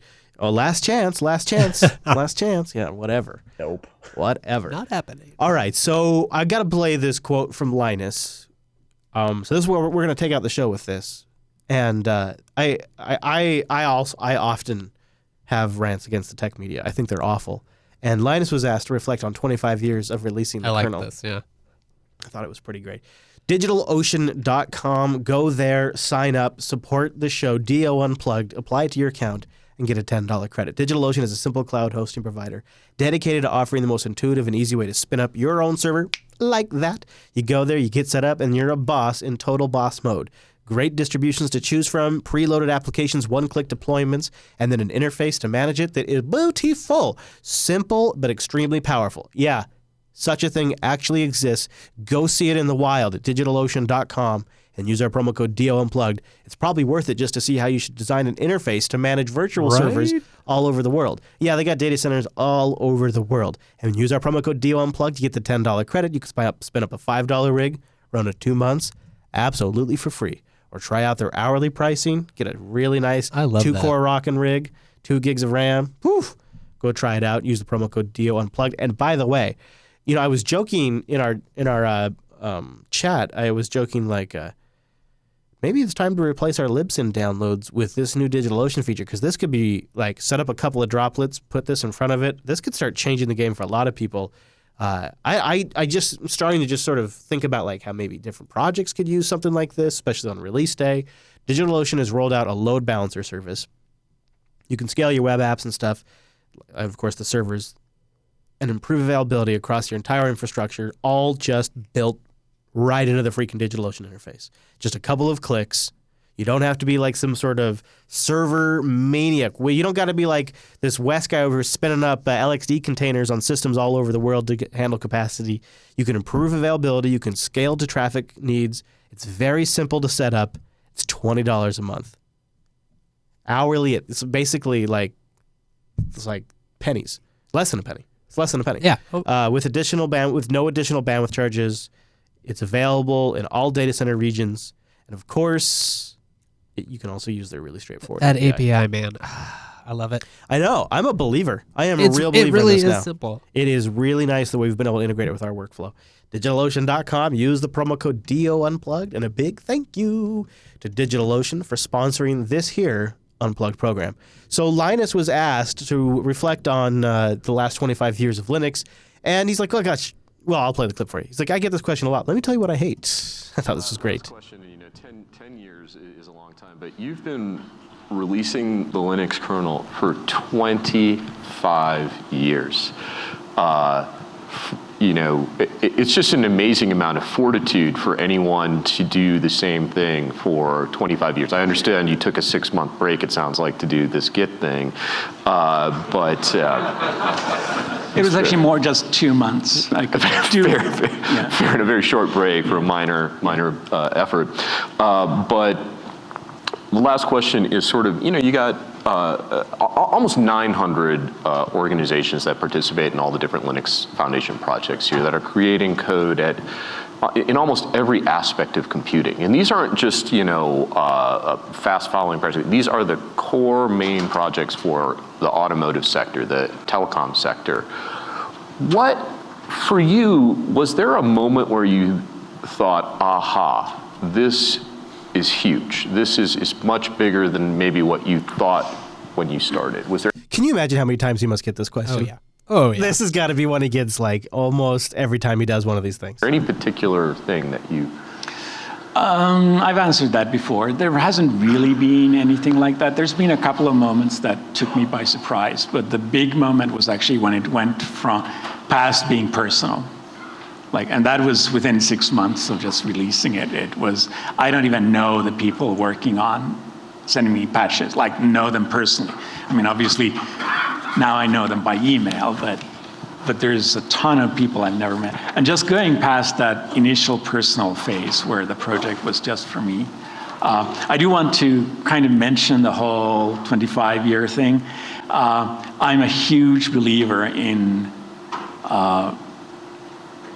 just the 99% sweat, 99% perspiration, 1% inspiration thing.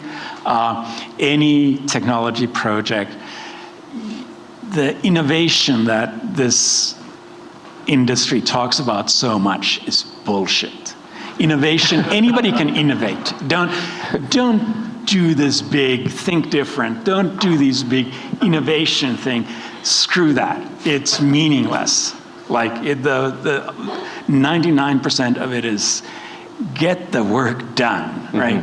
And there are, I actually, that's my least favorite part of the technology, like news cycle, is this constant innovation and new ideas, and this will revolutionize. All that hype is that's not where the real work is. Yeah. The real work is in the details, and I'm obviously one of those people who just, I like to concentrate on one project. I don't like flitting from one idea to another. And you need the people who just flutter about and come up with ideas, but they're not the really useful ones. They're the ones who they end up being the ones who maybe give ideas to the people who then do the work. So I hope you guys, I mean, that's what anybody should take away from this talk, is the people who actually do the work are the ones you should really listen to. And these days, I don't actually do the work anymore. I merge other people's work. But I'd like conferences too to be less about the visionary innovation thing and more about the day-to-day. What are my problems and how do I want to solve them? I thought that was pretty good. I like it. I did. I will link to the entire video. I did enjoy that entire talk, but I thought that was kind of the newest stuff we had heard from Linus was in that particular moment. You can watch the entire video. We have it embedded in the show notes. Thank you for joining us for 185. Find Wes on the Twitter. Where do they go, Wes? At Wes Payne. Indeed, you coffee maniac. I am at Chris LAS. The network is at Jupiter Signal. Thanks for joining us. Join us at jblive.tv next week. You can participate in the virtual lug, hang out in our chat room, and don't forget to give us your feedback at linuxactionshow.reddit.com. Thanks for being here. See you next Tuesday!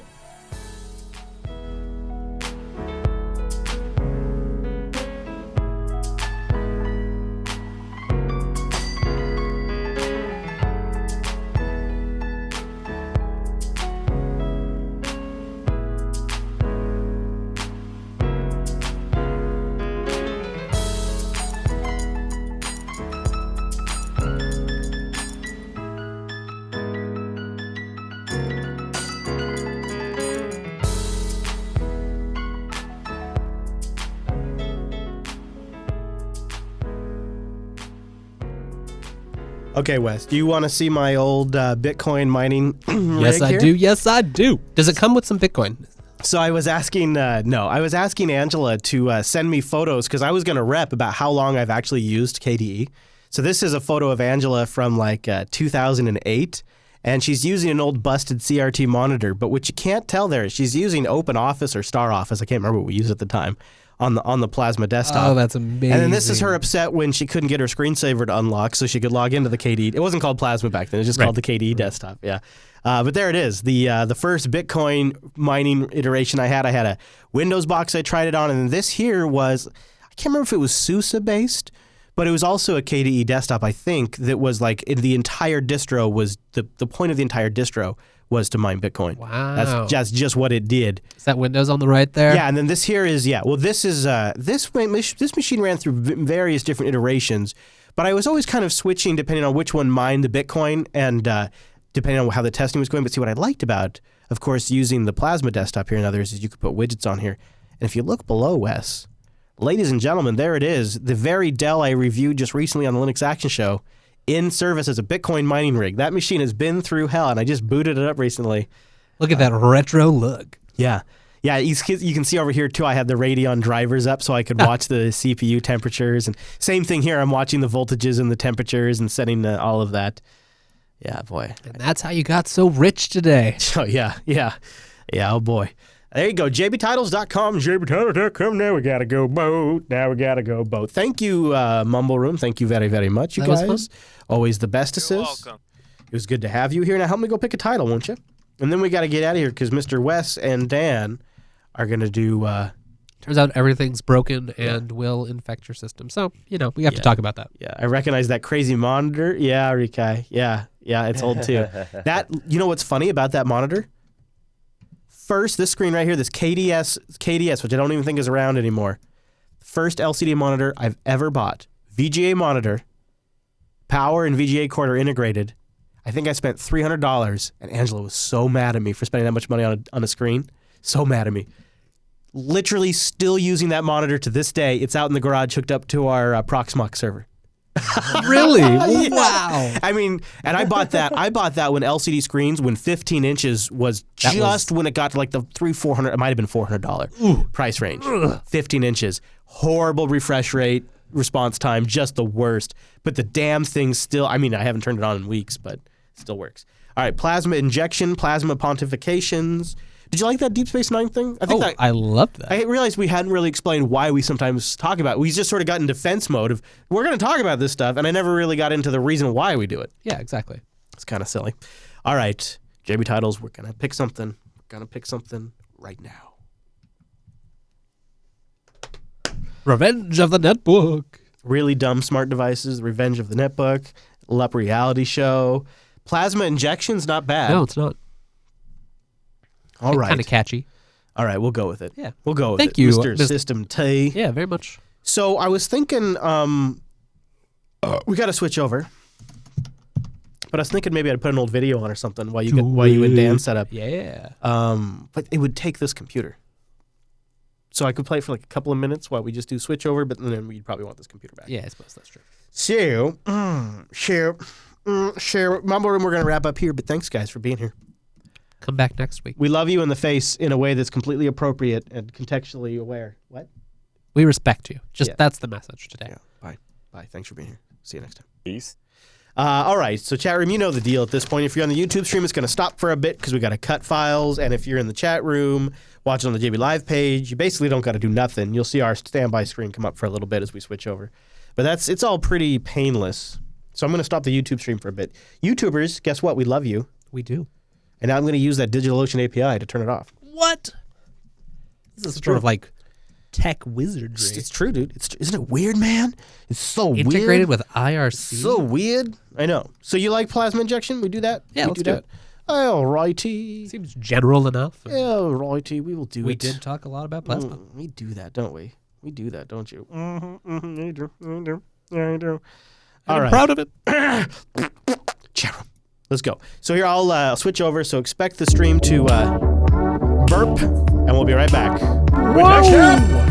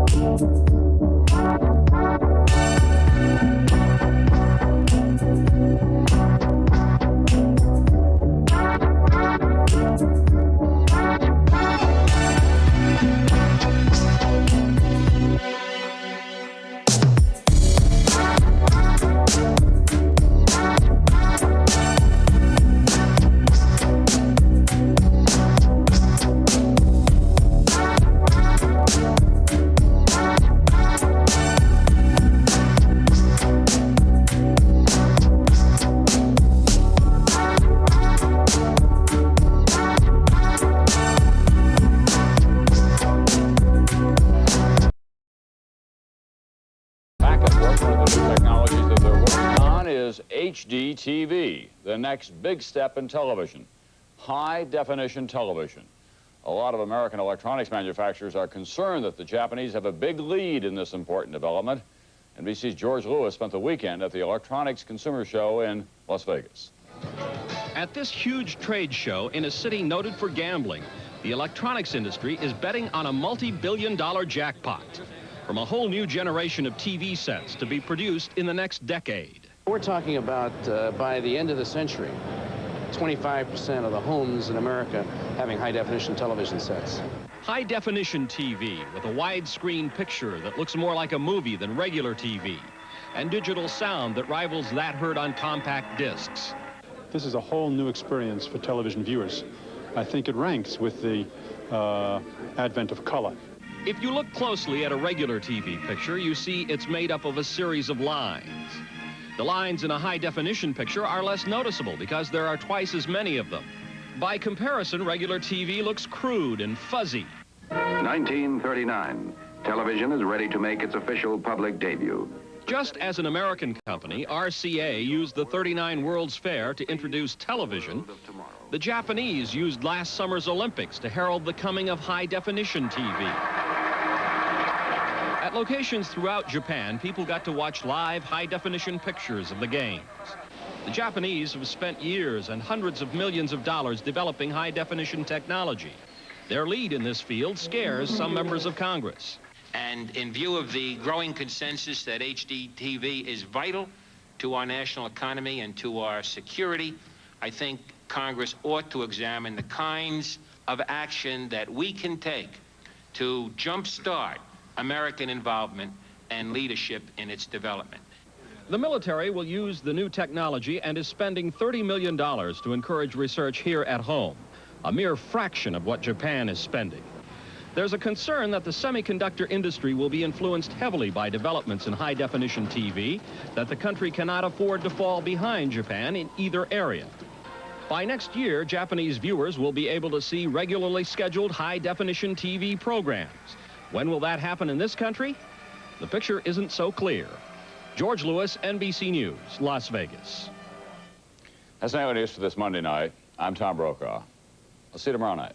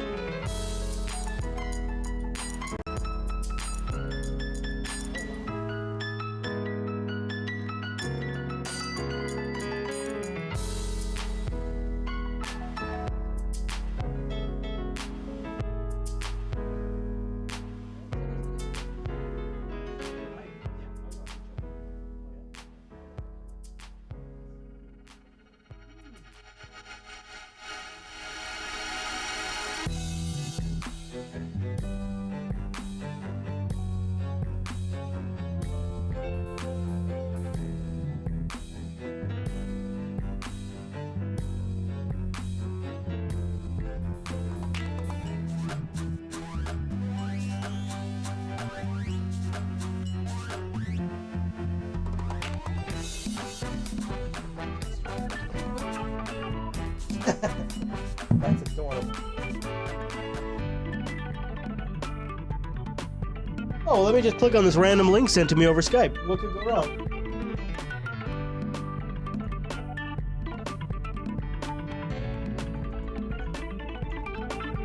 We are full TechSnap mode now. Welcome to the full-on TechSnap mode.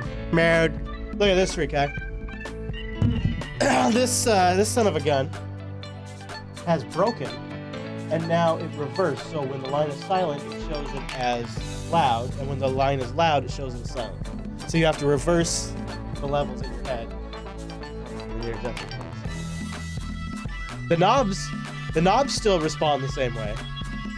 I don't even.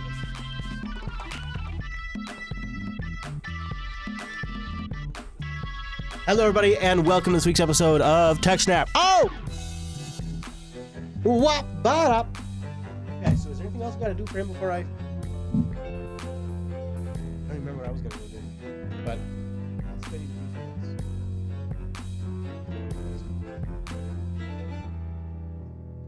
and fire for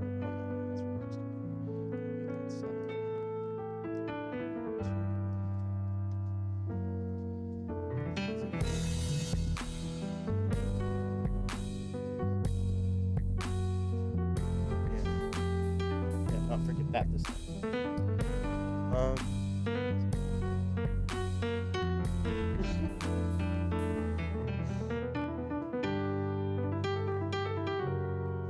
I think there should be a hitman service where you don't kill people, but you punish people that get you sick. So like Rikai could hire a hit against the person that got him sick, and then when Rikai gets me sick, I'll hire a hit against him. Now, do you need anything else from me before I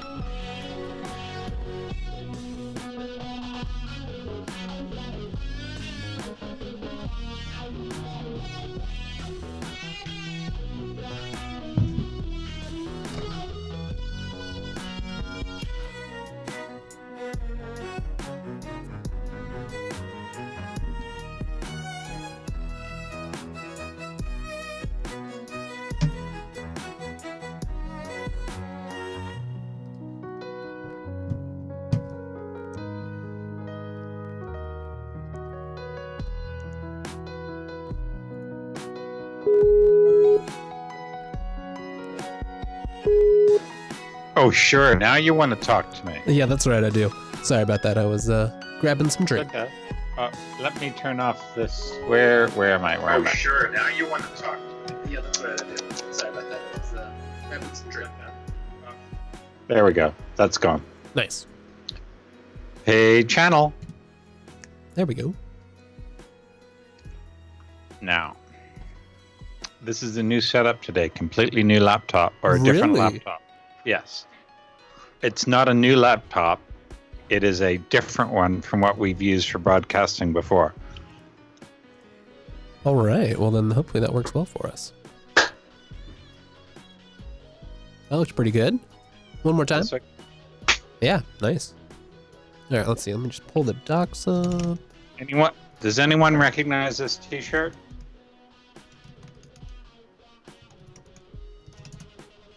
Now you have to be careful about it because it's Weta FX 1994, and this is long before any of the Lord of the Rings movies got made. So Lord of the Rings was way far after that. That's awesome.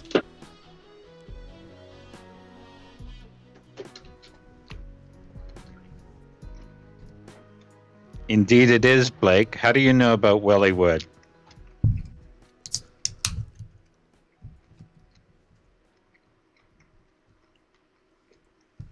Boom. Okay, let's see. This is 307. Joy of Joys.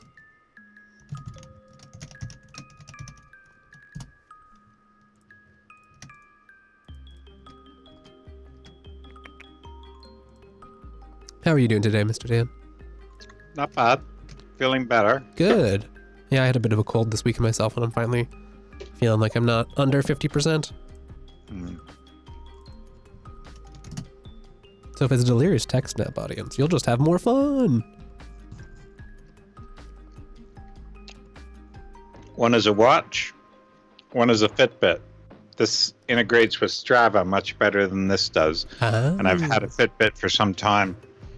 And the Fitbit died, and they offered 25% off this thing, so I got it. How do you like it? I have a dying Fitbit myself. It's good. It has GPS and heart rate, so I can figure out how fast my heart is going to the coffee compared to on the way home from the coffee. Ah, nice.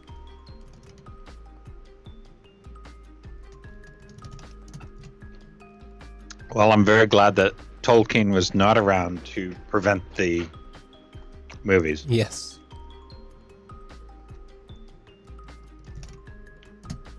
All right. What a fine looking show we have today. Initially, I thought you said they got made because of his Wi-Fi.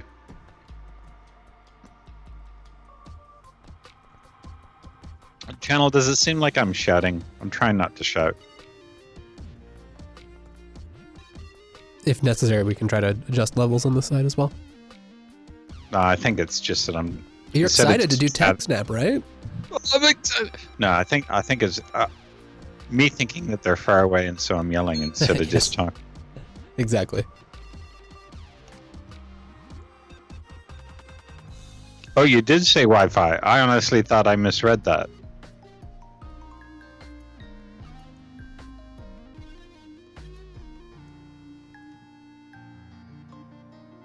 What's this? Friends of Linux Action Challenge?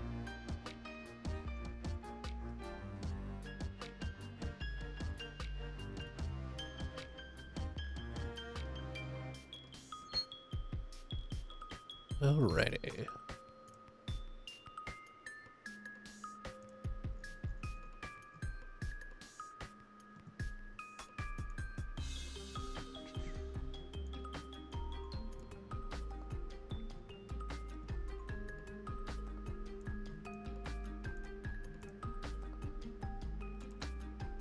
Today will be a shorter show than February 14th. Which is a pretty good length, so. Yep. So it's a fair trade-off, right, audience? You'll forgive us. Now, I'm getting the beeps again. I'm not sure where the beeps are coming from. Someone say my name again, please.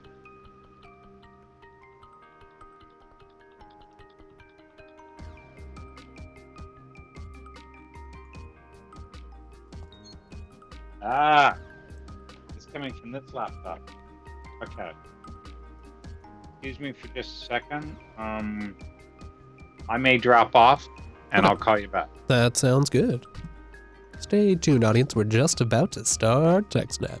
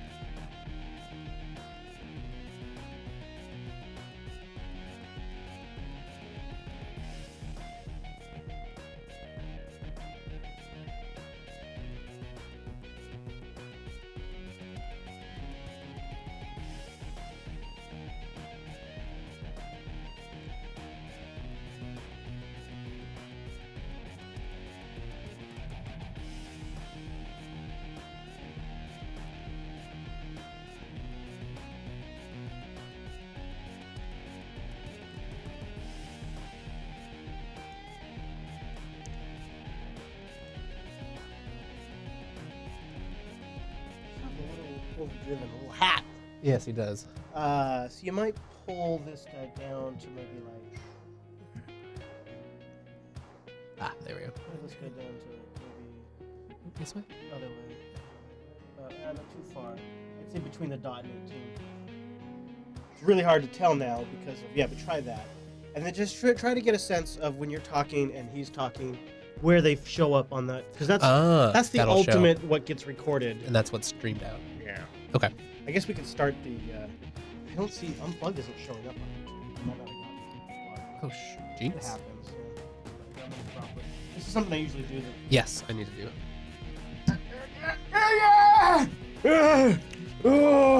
Better. So yeah. Okay.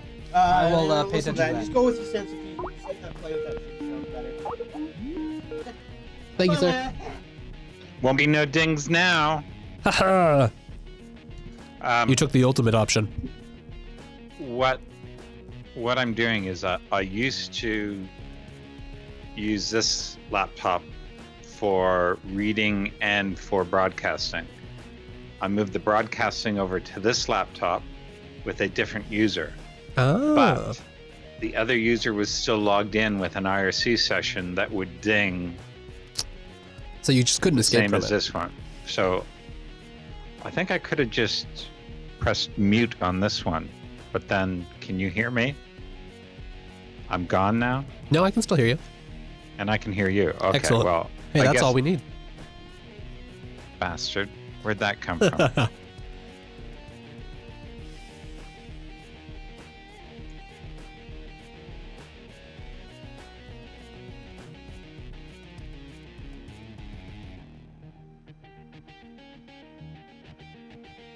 I do have a dual monitor, but that doesn't help with CPU issues. Yeah. I've got my laptop here, and then I have a huge screen over here that's more than twice the width of my laptop.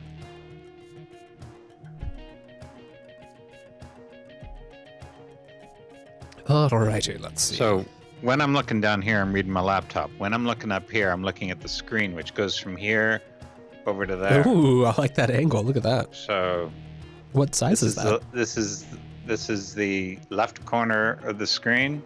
It goes from there to over to there and up. So my field of vision is like that, but you can't really see that. So it's about like that. Anyway, it's a big screen.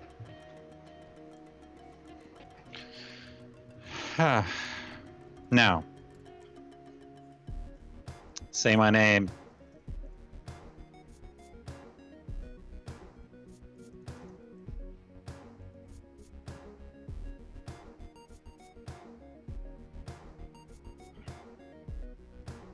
Okay, Rikai suggests maybe we should Bugger. Have you come down on your end on your levels a little bit? And Come down with my mic? Yeah, on Skype. Yeah, Enrique. Yeah. Try that again with my name, please. What? The volume's off. Anyway.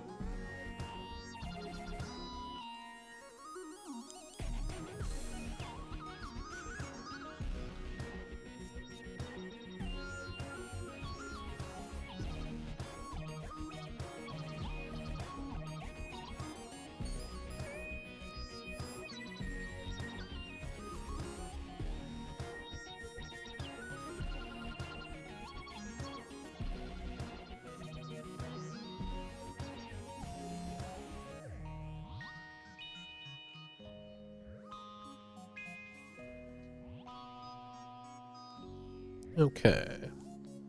Got some beverages. We've got a fine set of show notes. Just gonna grab one last thing, and I think I'll be ready to go.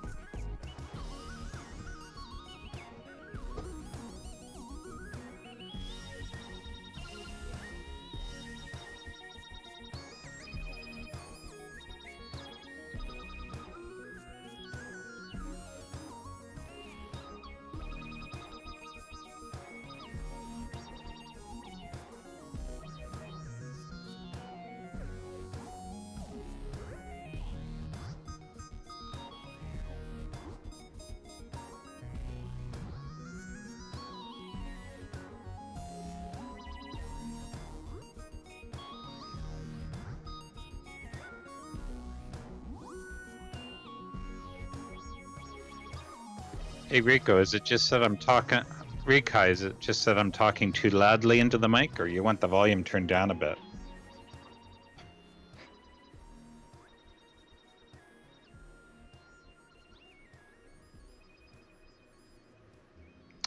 Okay.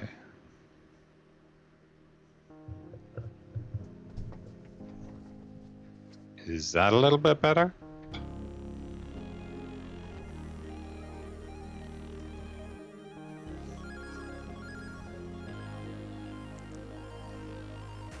Alrighty.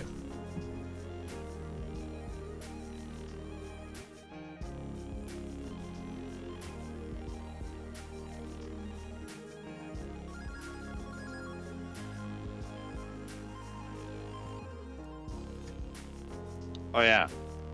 We're going to talk about these later on. Oh, what is that? You'll find out when I talk about it. Excellent.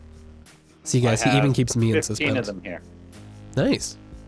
Okay, now I'm going to turn my sound up a little bit in my headphones because I couldn't hear you very well. Oh, okay. Now, Rika was saying something about the volume levels, right? Yeah, he was suggesting you turn it down on your end, and then we can adjust here if we need to.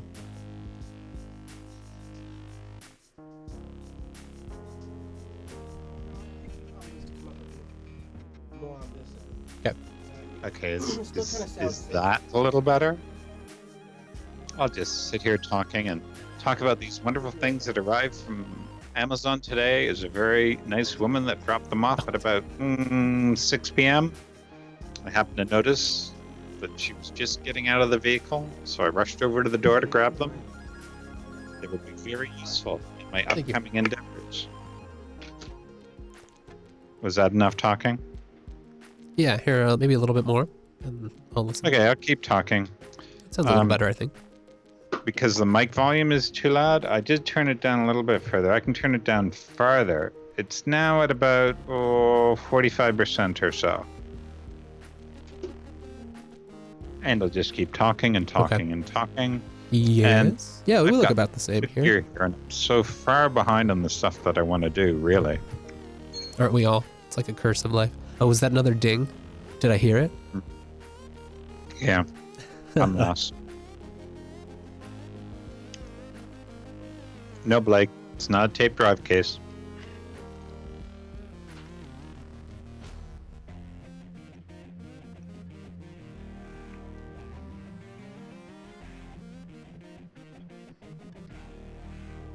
Okay. I think we're ready to tech snap. Okay, so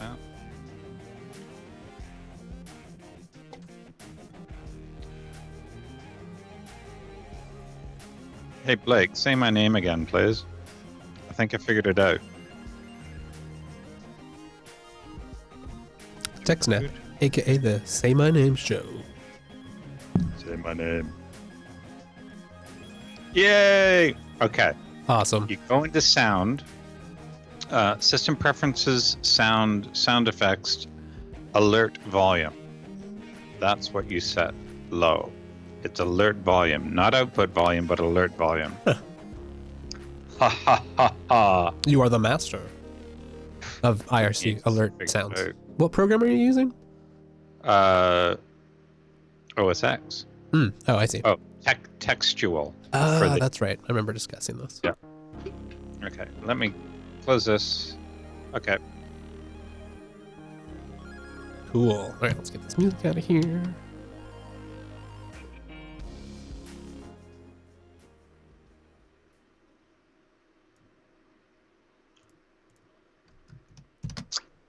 Beautiful. So the big story will be the first one. Okay. Because that's got like 1, 2. You see all the individual little openings, like all the different links in the show notes. We're going to go through almost all of them. Let me just see here. So we're going to do the first one because that's the /.1. The next link is just our own link to episode 306, so ignore that one. Right. Then the next one is a Trend Microblog entry. And then there's a silicon.co.uk. And then the next one is the researcher's blog post. And the next one is the vendor's blog post. See, I think I missed one. I think I don't see the Trend Micro.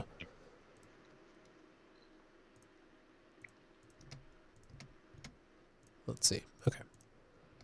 Just open all of these and that should work. /. Oh, I see. Is it also on the Silicon site? We have 2 Silicon links, right? Let's see here.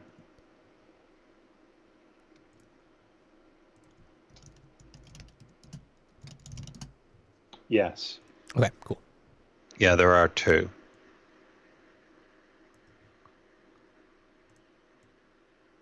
Beautiful. And let me just see if I get them on.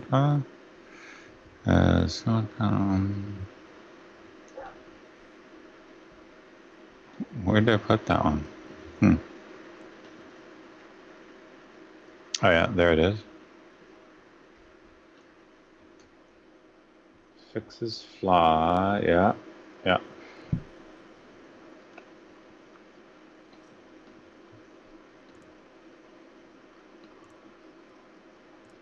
Ooh, don't ask me if I want to sign up for your thing. Yeah, no. It's very annoying.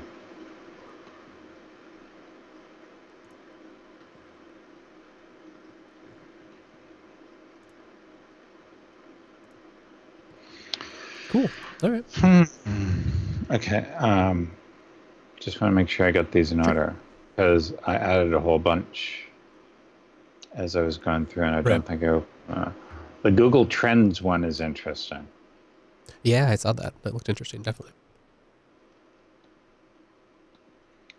Okay. So, yep. Okay. All right. Let us proceed. See how it goes. See how it goes. That's right. It's always an adventure here on TechSnap. All right.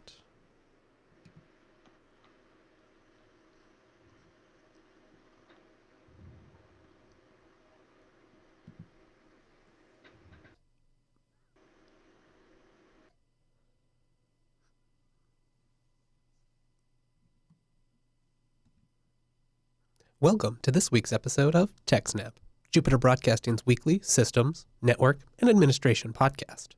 This episode was streamed live on February 21st, 2017, and is brought to you by our 3 excellent sponsors, DigitalOcean, Ting, and IX Systems. My name is Wes, and with me this week, as every week, is our host, the admin, the organizer, and most importantly for us today, the explainer. Welcome to the show, Dan. Hello, Wes. Hello, chat room. How is everyone tonight? Hey, I'm doing great, and it looks like our chat room is active and happy to be here. I know I am. I am. Woo! How have you been since last week, Mr. Dan?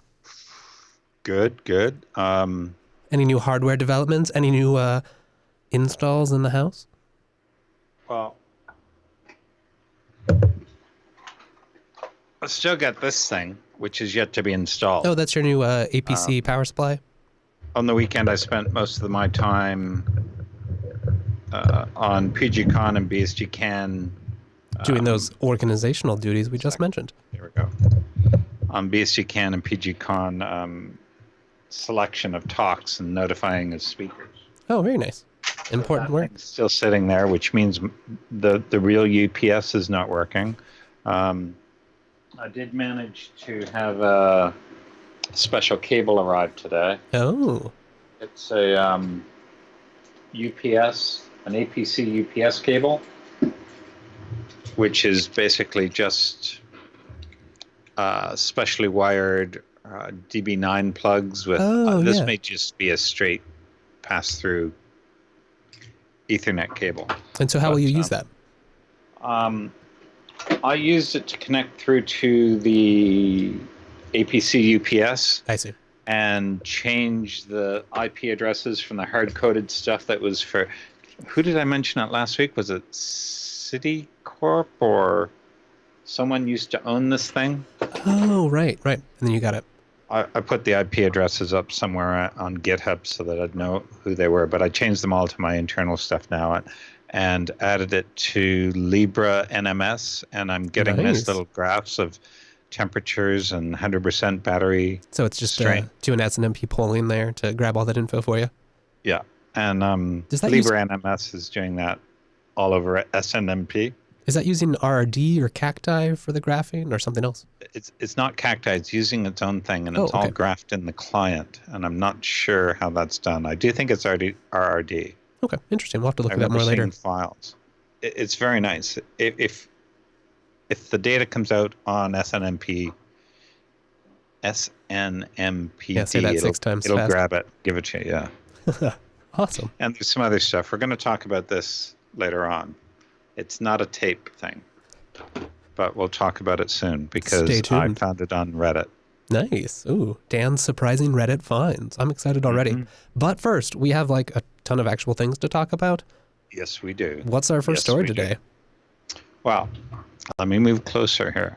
So the first thing is a problem with not patching. Well, I'm assuming it's a product of not patching, but we'll find out. Actually, I don't think we ever will find out, but hey, but we can speculate. So, Trend Micro's own cybersecurity blog gets hacked. So, Trend Micro is a pretty big name in security-related issues. So, Mickey Caskill quotes the Silicon article, and I'm not going to read this first bit because I'm going to read it in the second bit, but if you drop down to the next paragraph, the chairman of Trend Micro claimed in 2011 that open source software was, quote, inherently less secure than closed source. That's what it says. Whoa. But instead of blaming WordPress, which is what the attack vector for this defacing, Ferguson said it goes to show how breaches are an unfortunate fact of life and that companies should be judged on how they respond. Yeah, I hate to say it, but that's what someone would say when they got... Anyway. Right, that is a defense kind of argument. So he goes on. Of course, technology and best practice can mitigate the vast majority of intrusion attempts, but when one is successful, even as low level as this, you are more defined by how you respond than you are by the fact that it happened. Yeah, I want to go back to the first part of his statement. He was saying that it is inherently less secure than closed source. Open source is inherently less secure than closed source. And I don't know how he's basing that on. I can speculate that maybe he believes that by not seeing the code, it's more difficult to find bugs. Sure, right. I mean, I think we've heard that argument from proprietary vendors before. Yeah. Security through obscurity almost. But by seeing the code, more vulnerabilities are found and fixed. Right. Therefore, there must be fewer bugs remaining. But I don't think you can say the same thing about closed source. Right. And with closed source, you get additional burdens of, hey, if it is closed source, may have to wait for the vendor to patch it. You have no ability to fix things yourself. Yep. On to the article quoted by Slashdot. Let's look at what SiliconCode.uk had to say here. So, Trend Micro confirms a content spoofing vulnerability that allowed fake articles onto its blog and says firms should respond honestly and swiftly. I'm not sure why he's mentioning honestly there. In an era of unprecedented cyber threats, many organizations turn to security firms for guidance on how to prevent and respond to incidents, and to their researchers for information about the latest threats. But just to illustrate that you can never be too careful, cybersecurity specialist Trend Micro has confirmed that one of the blogs it uses to communicate with customers was itself the victim of a content spoofing attack. We'll go into the details of how they get in and what they did later, but for the time being, let's start with that. Continue. The culprits exploited a vulnerability in WordPress to inject fake content onto the blog before it was removed by Trend Micro and the bug fixed. So that tells me that Trend Micro wasn't patched. Kind of seems that way. So they give a picture of what happened, the "you have been hacked" thing. So going on to talk about what Trend Micro had to say. Global head of security research, Rick Ferguson, confirmed that the low-level incident, they put low-level in quotes, to Silicon, and said that it goes to show how breaches are an unfortunate fact of life and that companies should be judged on how they respond.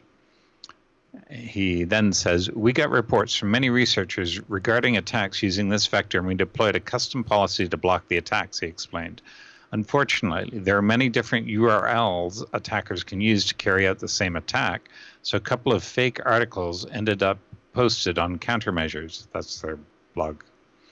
We have responded and shut down the vulnerability completely to resolve the issue. Does that mean they patched it? I think it means they patched it. Yeah, probably, right?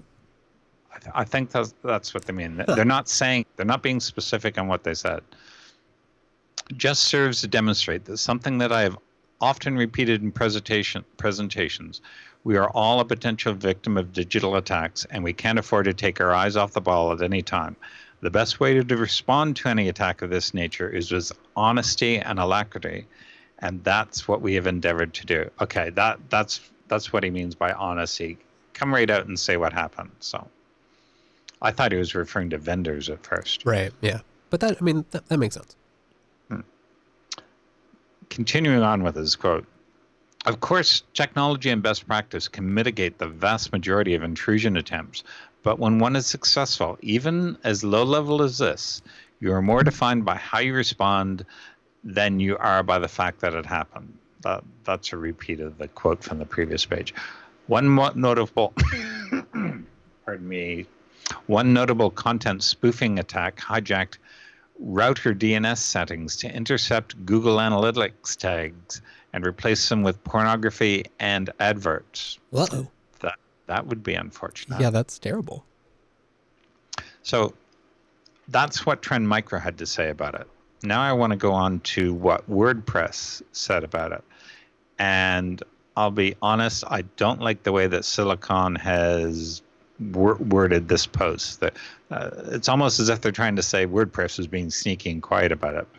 But when you actually look at the source, you understand that that's really not what it looks like. Yeah, WordPress was following best practices in my uneducated opinion. Okay, so the title is WordPress quietly fixes zero-day flaw. Shh, serious zero-day vulnerability quietly patched after WordPress intentionally delayed disclosure of the flaw. That's a bit blowing it up a bit. Yeah, I think so. So WordPress quietly slipped out a patch for its content management system amid fears that attackers would exploit a very serious zero-day vulnerability. So the flaw originated at Sucuri, and WordPress was, now pay attention to the dates. WordPress was alerted to the flaw on 20 January, but didn't initially disclose the flaw in order to upgrade all the other websites. So they say that the WordPress platform powers at least a quarter of the 10 million most popular websites, making it a popular target for attackers. So yeah, there's a lot of WordPress out there. Yes, there is. I've got 4 of them, maybe 5. I've administered some myself. I know a lot of people who turn that just like, they want a blog platform, or even just for like a small business. That's the first thing that people recommend usually. I really like it for writing. For composing, sure. I like it. Right, it seems like they spend a lot of time on the web interface, getting things right, so it's easy for content creators in that regard. Yeah, interesting. Yep. But it does make it so that the second there's a vulnerability, you have a bunch of script kiddies out there trying to take advantage of it. Yep. So now I'm going to skip down to the bit about where the researcher talks about disclosure. We disclosed the vulnerability to the WordPress security team, who handled it extremely well. They worked closely with us to coordinate the disclosure timeline and get as many hosts and security providers aware and patched before this became public. Now that bit's important. We'll come back to that later about hosts and security providers. So a fix for this was silently included in version 4.72, along with other less severe issues. This was done intentionally to give everyone time to patch. We are now disclosing the details because we feel there's been enough time for WordPress users to update their sites. So we'll come back to that as well, because we're not yet to the part of where WordPress actually released it. So far all we've got is the 20th when they were notified. Right. We'll get to when it was released. I just want to go through what this researcher was saying. So it seems that this is no longer a quote. It's back to what Silicon is saying. It seems that major WordPress hosting services and web security firms are offering web application firewalls, such as Cloudflare and Incapsula, were apparently warned about the vulnerability ahead of this week's public disclosure and ahead of the release of WordPress 4.72 last week. This was done to help minimize the risk of attacks. Now, some people are going to complain about why does some people get advance notice? Why don't we all get advance notice? Right. How do you decide who gets it, who doesn't, that sort of thing?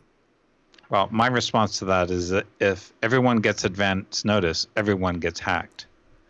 You don't release a 0-day without a patch. You get everything patched and ready to go before you announce the 0-day. And there was quite some time between the release and the public disclosure of the vulnerability. We'll also get to how the things escalated after release. Right. So now, briefly talk about the WordPress explanation, but I don't want to go into that. Except, excuse me. I don't want to go into that except to mention that the release 4.72 went out on Thursday, January 26th. So that was 6 days after they were notified. This release went out over our auto update system, and over a couple of hours, millions of WordPress 4.7x users were protected without knowing about the issue or taking any action. Now, I can confirm this because I got a bunch of emails from my websites, and they were all updated on January 26th between about 2:30 and 3:30 p.m. Wow. EST. Nice. So I've got them set to automatically upgrade, and I don't know how they do it. But it happened. I know. Did it cause any happened. issues? Does that break at all for you? Any problems? Never had one break because of the automatic upgrade. Nice. Hey, that's a good experience. So now that's enough of this article. I want to go to the disclosure of additional information from WordPress. So one of the things that happened after the notification on the 20th, meanwhile, Sucuri added rules to the web application firewall to block exploit attempts against their clients. The issue is found internally. This issue was found internally, and no outside attempts were discovered. So what they're saying is they started looking for it in the wild, and they didn't find it. So over the weekend, we reached out to several other companies with web application firewalls, including SiteLock, Cloudflare, and Encapsulator. So they got advance notice as well. By Monday, they had rules in place and were regularly checking for exploit attempts in the wild. So I've seen this before where there's a 0 day here. Should we announce that it's out there, or should we just quietly patch it? Right. And what they're doing here is looking to see if it's actually being exploited before they make a decision. I like that. Using the data to inform your policy there, determine, is it already being exploited? Is it something we need to be aware of? Or do we have enough time here where we can craft the patch, do it responsibly? There was something that got announced before it was patched so that people could take action. Oh, okay. I can't remember what it was, but it was a pretty big deal.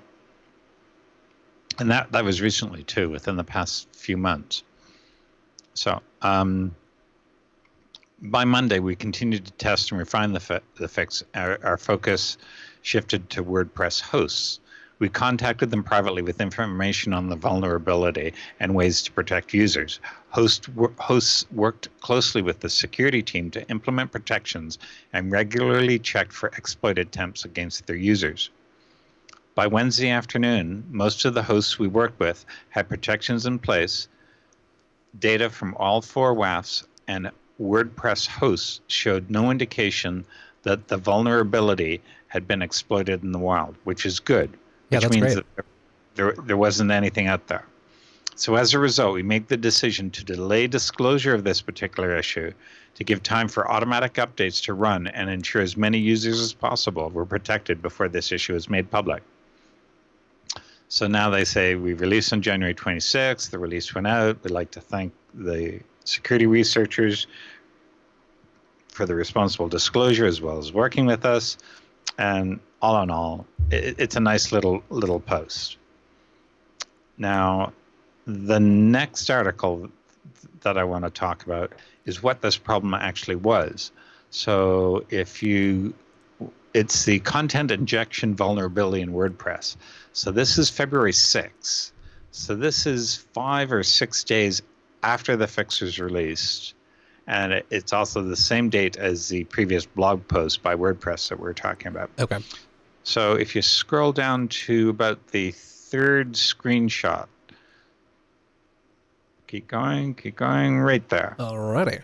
So basically what happens is you feed in a value, 123 ABC, and it would say, oh, are you allowed to use that? And it says, no, you're not allowed to use that. But then it gets passed to another variable, and what it does is it changes to another function, and what that function does is changes that variable from a string to an int, which returns 123. Ooh. But then the problem with that is it assumes that you're already validated, but you're not validated. So here you go, you can start working on post 123 or something like that. Now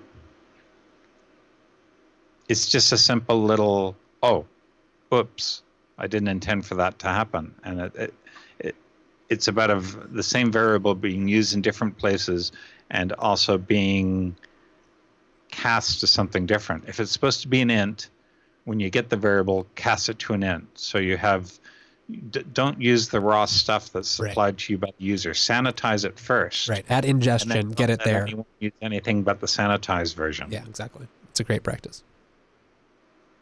So now, the next thing is the article which talks about what happened after this. This article came out about the 10th of February.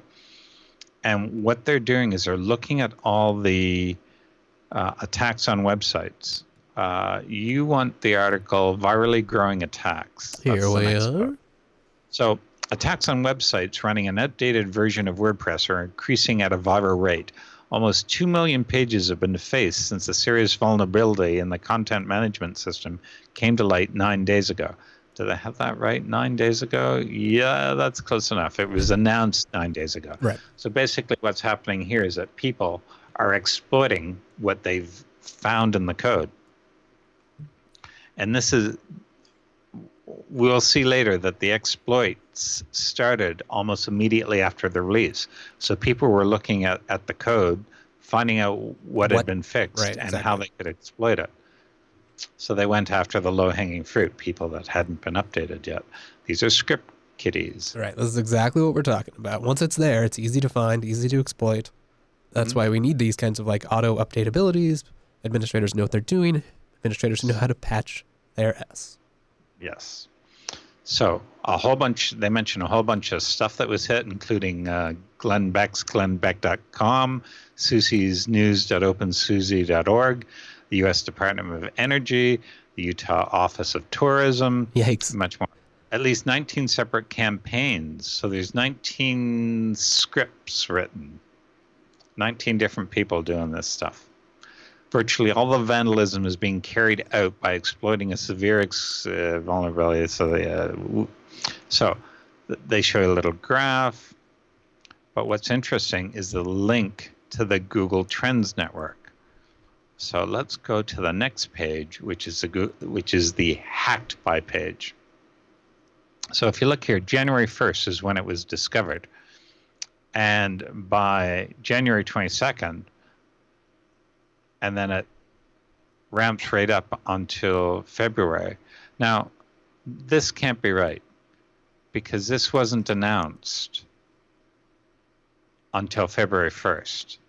So they've got that graph starting on January 1st when it really should start on February 1st.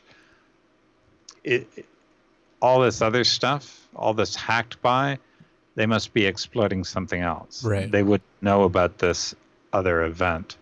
But if you look at the next ramp up where all the other triangles start, that is January 29th to February 4th. Oh, yes. That starts to make a lot of sense. And all these other ones start up. So the blue one is average, Hacked By Mahamama. It doesn't actually say the whole name. Yeah. So, but then you see it starts ramping up, and then by February 5th or February 11th, it starts dropping down again. That corresponds to the release date. Let me see here. No, January. Alerted to the flaw in January, and it was announced, it was fixed on the 26th, and it was talked about on February 1st. So, yeah, these dates, it'd be nice to change these graphs around to be different dates. But anyway. All right. So now, back to, that's about it. That's the last of the stuff to talk about today. I just found this graph interesting. Oh, I know. It's very interesting. So, I got it. It's amazing how much you can kind of get out of Google Trends sometimes and just kind of see what, just even based on pretty simple search queries. Like, these are not that complex for what you can see, but you can really see the shape of the relationship and kind of see why it matters, how we release these things, how we notify people. It's not always perfect. And there's issues kind of on both camps here, but really the end goal should be like, don't make it easy for people to get hacked, right? Right. So do you have any tips for the audience as a WordPress sometimes administrator yourself? Always hack your site. Set auto updates on. Yep. You can also set auto updates on for plugins. I manually update my plugins because I have one set of plugins that feeds all my websites, so it's like symlink through. Right. So I do them manually. That way you can QA and all that kind of thing. I'm running on ZFS, and I get snapshots. So hey, that's if a win. something does happen, I could always roll back to a snapshot if I needed to. And I have backups. Right. Make sure you dump your MySQL database on a regular basis, so if something like this happens, you still get your old data. Hey, that's always a good idea, right? Mm-hmm. Awesome. All right. Well, anything else you'd like to add about this story? No. Okay. With that, we come to our first sponsor. Maybe you've been hearing about WordPress. You're interested in having a blog of your own, or you're worried about the security of buy our WordPress here. We'll host it for you. We'll administer. You're like, hey, I can do a better job. Have we got a company for you? That's right. It's DigitalOcean. What is DigitalOcean?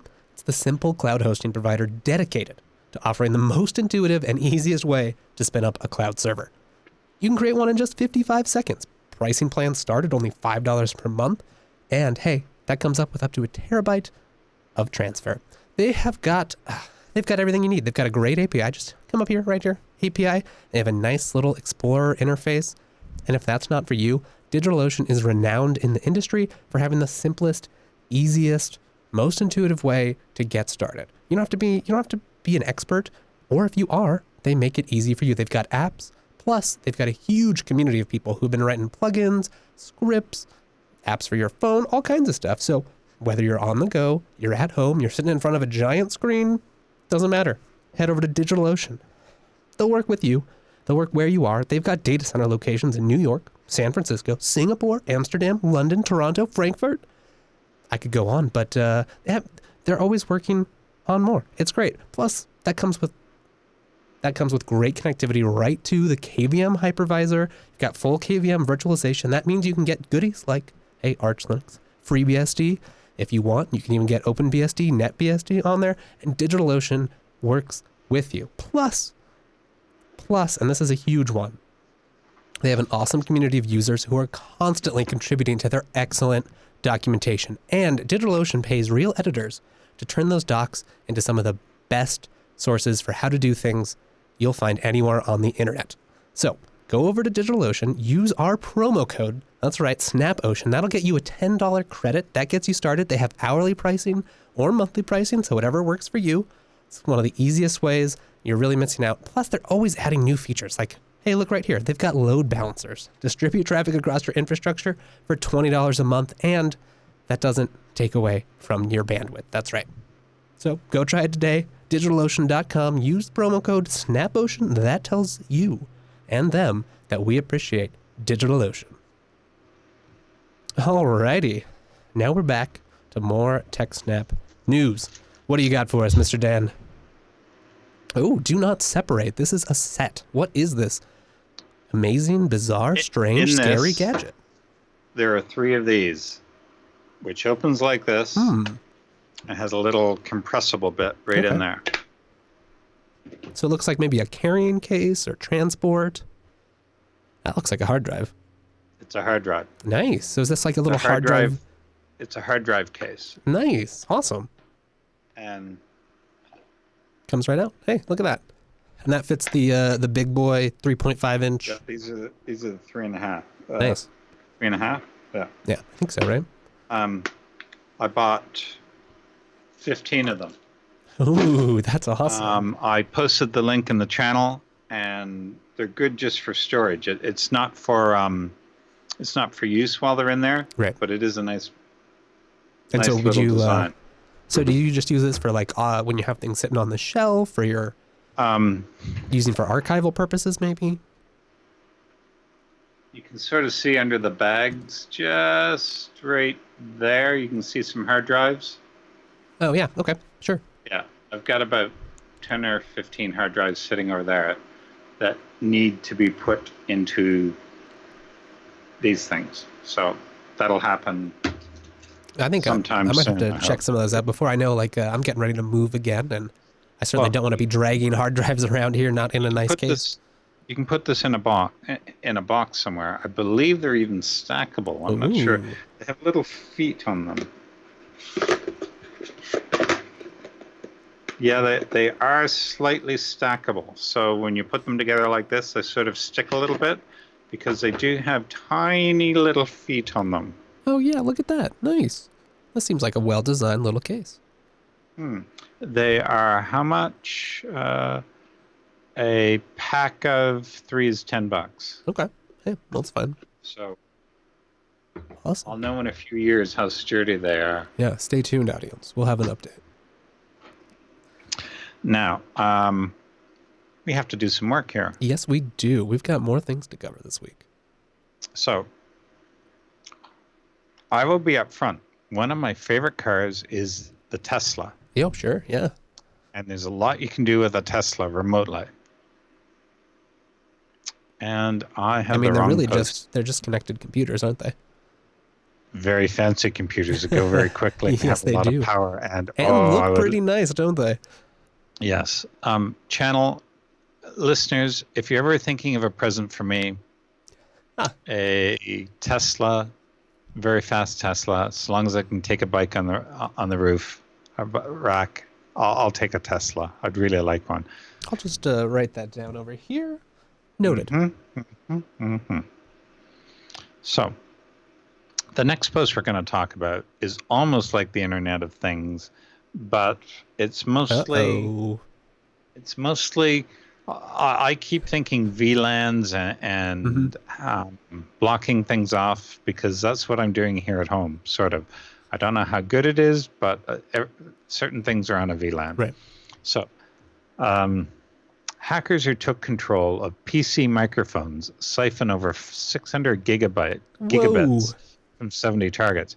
Now, they talk about PC microphones here, but from what I understand, it just wasn't PC microphones. It was microphones in a bunch of different things. So now by 600 gigabits, they mean that they downloaded audio amounting to 600 gig. Now, that's a lot of audio. It's not, it's not a lot of video, but it's a lot of audio. So that tells you how much stuff that they gathered. And it was from 70 different targets in a broad range of industries, including critical infrastructure, news media, and scientific research. The operation uses malware to capture audio recordings of conversations, screenshots, documents, passwords, everything. Targets are initially infected using malicious Microsoft Word documents sent in phishing emails. Once compromised, infected machines upload the pilfered audio and data to Dropbox, where it's retrieved by the attackers. Researchers have dubbed the campaign Operation Bug Drop because of its use of PC microphones to bug targets and send the audio and other data to Dropbox. Operation Bug Drop is a well-organized operation that employs sophisticated malware and appears to be backed by an organization with substantial resources. Substantial resources is code for government. Exactly. It's code for a state actor. Now, I lost my place. Here we are. In particular, the operation requires a massive back-end infrastructure to store, decrypt, and analyze several gigabytes per day of unstructured data that is being captured from its targets. And you have to listen to it. I'll bet they've got software that's transcribing the audio into... You could get Google to do that for you. Yes, you could. Oh. So anyway, a large team of human analysts is also required to manually sort through captured data and process it manually and or with big data-like analytics. Examples of targets included in the campaign: a company that designs remote monitoring systems for oil and gas pipelines. Nothing could go wrong there. An international organization that monitors human rights, counterterrorism, and computer attacks on Ukrainian critical infrastructure. Now that's the bad guys finding out how much the good guys know about the bad guys. Yeah, exactly. That's concerning. An engineering company that designs electrical substations, gas distribution pipelines, and water supply plants. Nothing sensitive there. A scientific research institute. Well, maybe they're trying to block research. I don't know. Yeah, editors of Ukrainian newspapers. Editors of Ukrainian newspapers might know some sensitive stuff. Yeah, that seems like a definite political target. Most of the 70 organizations known to have been infected in Operation Bug Drop are located in Ukraine, a country that in December suffered a hacker-caused power outage. It came almost exactly a year after a 2015 attack on Ukraine's power grid that caused 225,000 residents to lose electricity. In both cases, the power facilities had been hacked weeks or months before the outages so that attackers could gather passwords for targeted servers and workstations and create custom malware for them. So, the campaign siphoned at least 600 gigabytes of data from its targets. Other countries affected included Saudi Arabia and Austria. Okay. So there's no evidence that the same attackers are responsible for both Operation Bug Drop and the Ukrainian power outages. But given they went after power infrastructure this time, it definitely seems related. I would say right? it's a safe bet that it was the same people. Yeah. But there are links here that you can go a little bit further in and analyze what they did. We're not going to go too deep into that. Still, similarities abound. Both targeted a broad range of industries in the same geographic area. Both relied on emails that tricked targets into enabling malicious macros included in Microsoft Word documents. Now, this bit about, please just enable your macros for me, please, just for this little bit. We really need it. It'll make it such a great product. VBA bites again. And that's how they get in. Yeah, exactly. To become infected, targets had to open the malicious Word document. Scroll down to the little bit further. You can see the little Office thing. There it is. Oh, yeah. I've seen that before. So to increase the chance targets would change this default setting because macros are disabled, the Word document included a graphic that looked like an official Microsoft notification. It read, "Attention, this file was created in a newer version of Microsoft Office programs. You must enable macros to correctly display the contents of a document." So, of course, people turned it on That's and they got infected. nefarious. Yeah, right? Who wouldn't? Oh, helpful prompt. Let me just click here. And yikes. In you go. Yeah, exactly. It's so easy. So, skilled hackers with substantial financial resources carried out Operation Bug Drop. Given the amount of data analysis that needed to be done on a daily basis, we believe Bug Drop was heavily staffed. Given the sophistication of the code and how well the operation was executed, we have concluded that those carrying it out have previous field experience. Wow. Now, I see. One of the things. Sorry. Oh no, that's yeah. I mean, that's impressive. That is a lot of data, and clearly these people know what targets they want, and what are some common vectors where you can really get in at the edge level where you don't have to fight. You don't have to take down the firewall or find a vulnerability. People are just opening your documents. That's so easy. So now these definitely were PCs. It wasn't what I was thinking of. Mm-hmm. I went in the promoted comments at the bottom of this post.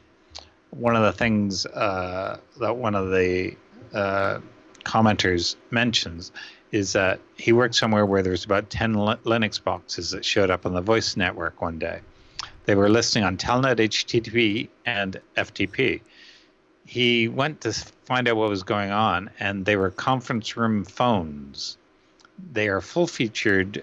They are a full-featured computer, IP connected. So why not run Linux on them and make our voice app a software daemon on top of that? Said a lazy or very foolish person.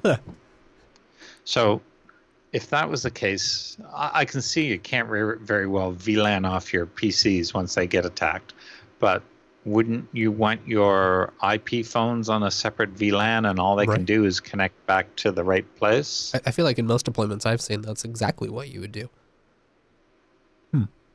Because I have this is all on one VLAN, this is all on one VLAN, same VLAN. The stuff out in the living room is on a different VLAN. All the blue wires are a different VLAN from the orange wires. So, yeah, if I can do VLANs, and I'm not very good at them. Yeah, I mean, even the basic, like even the so-called smart switches where you have a web UI, most of them make it pretty straightforward to group things, select ports, get started. And then if you have a real managed switch, it's, you should know what you're doing there too. But it's pretty accessible to most consumers. You can set it up just when you get your device. You don't have to come back and do a bunch of maintenance if they're fixed appliances. Yeah. It seems like an easy win. I don't know how successful VLANs would be with run-of-the-mill consumers. Oh, no, sure. I mean, you need to one, understand what a VLAN is, and have the ability to find your web UI or console. Why do I need to connect this into a different port than this one? Why can't I plug it all into the same router? Right. Why can't they, why do I have to have a different wireless ID for them? Why can't everyone use the same Wi-Fi ID? And maybe this needs to be something to be more actively researched, especially as we add more devices to our networks of kind of untrustworthy. You have more people in your home, you have more IoT devices everywhere. It'd be nice if there was something so that consumers didn't have to think about it, but they could get those kinds of security wins still. I don't know how to do that, but... No. Interesting. I don't either. Well, anything else you'd like to add about this one? Don't be clicking on Word documents that people send you, especially if they say, oh, you need macros enabled. Right. Anytime you need to like make a change to your system to get it to work, be suspicious, especially if someone sent it to you over the internet. You don't know who they are. You don't know. You weren't expecting this document. That's an easy way right there. Yep. You're right. You're very right, sir. Oh, what will we do, Dan? Well, all right. On to something that makes me a little less depressed, and that is our next sponsor. Yay. Head on over to Ting. Oh, let's get that out. That's the wrong show. Go on over to techsnap.ting.com and get started with a wireless carrier that's here to make mobile make sense. What is Ting? Ting is your new best friend in the mobile industry. They are a no BS mobile service provider. No contracts, no early termination fees.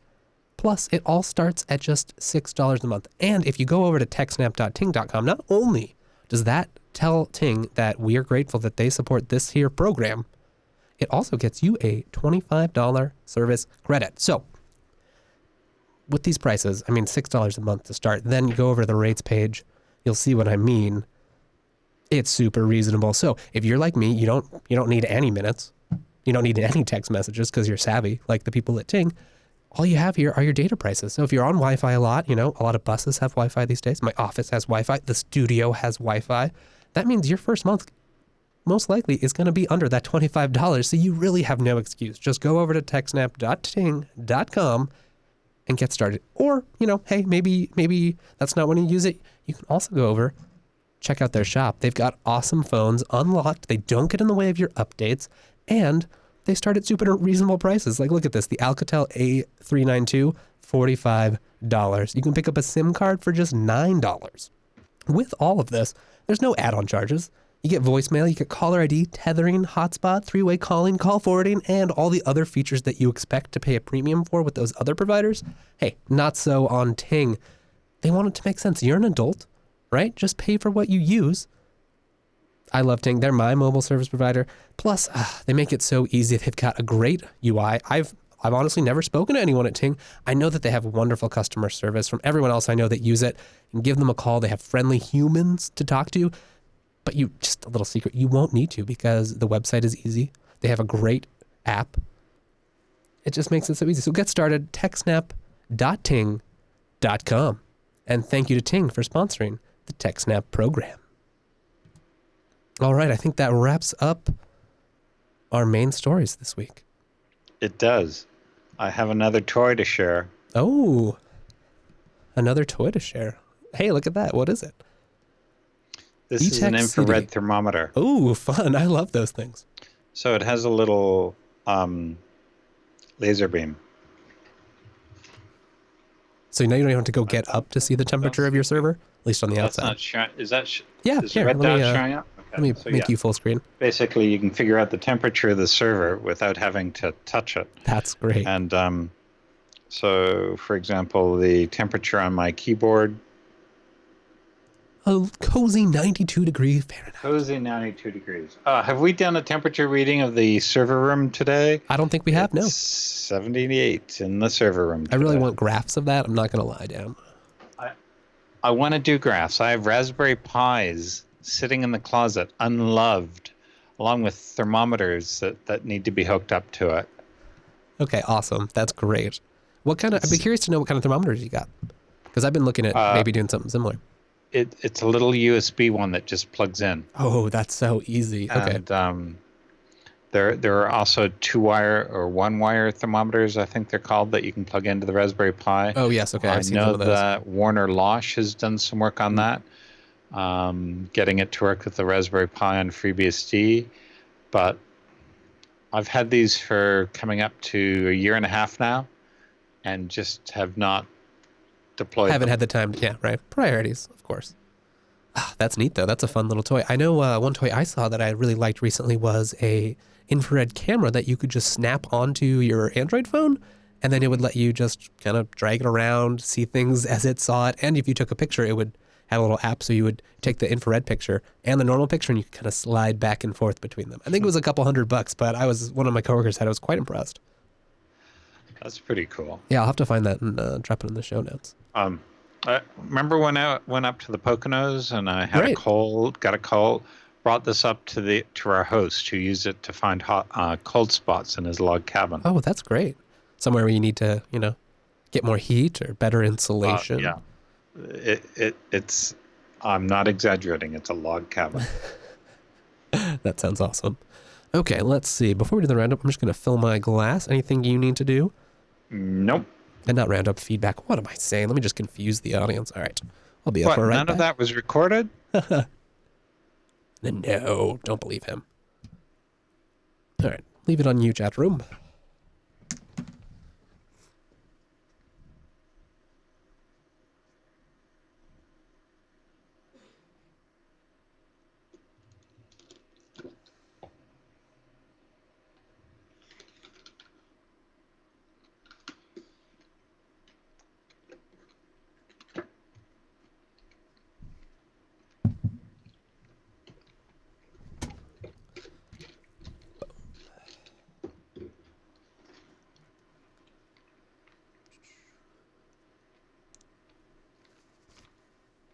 Alrighty. Got our feedback here.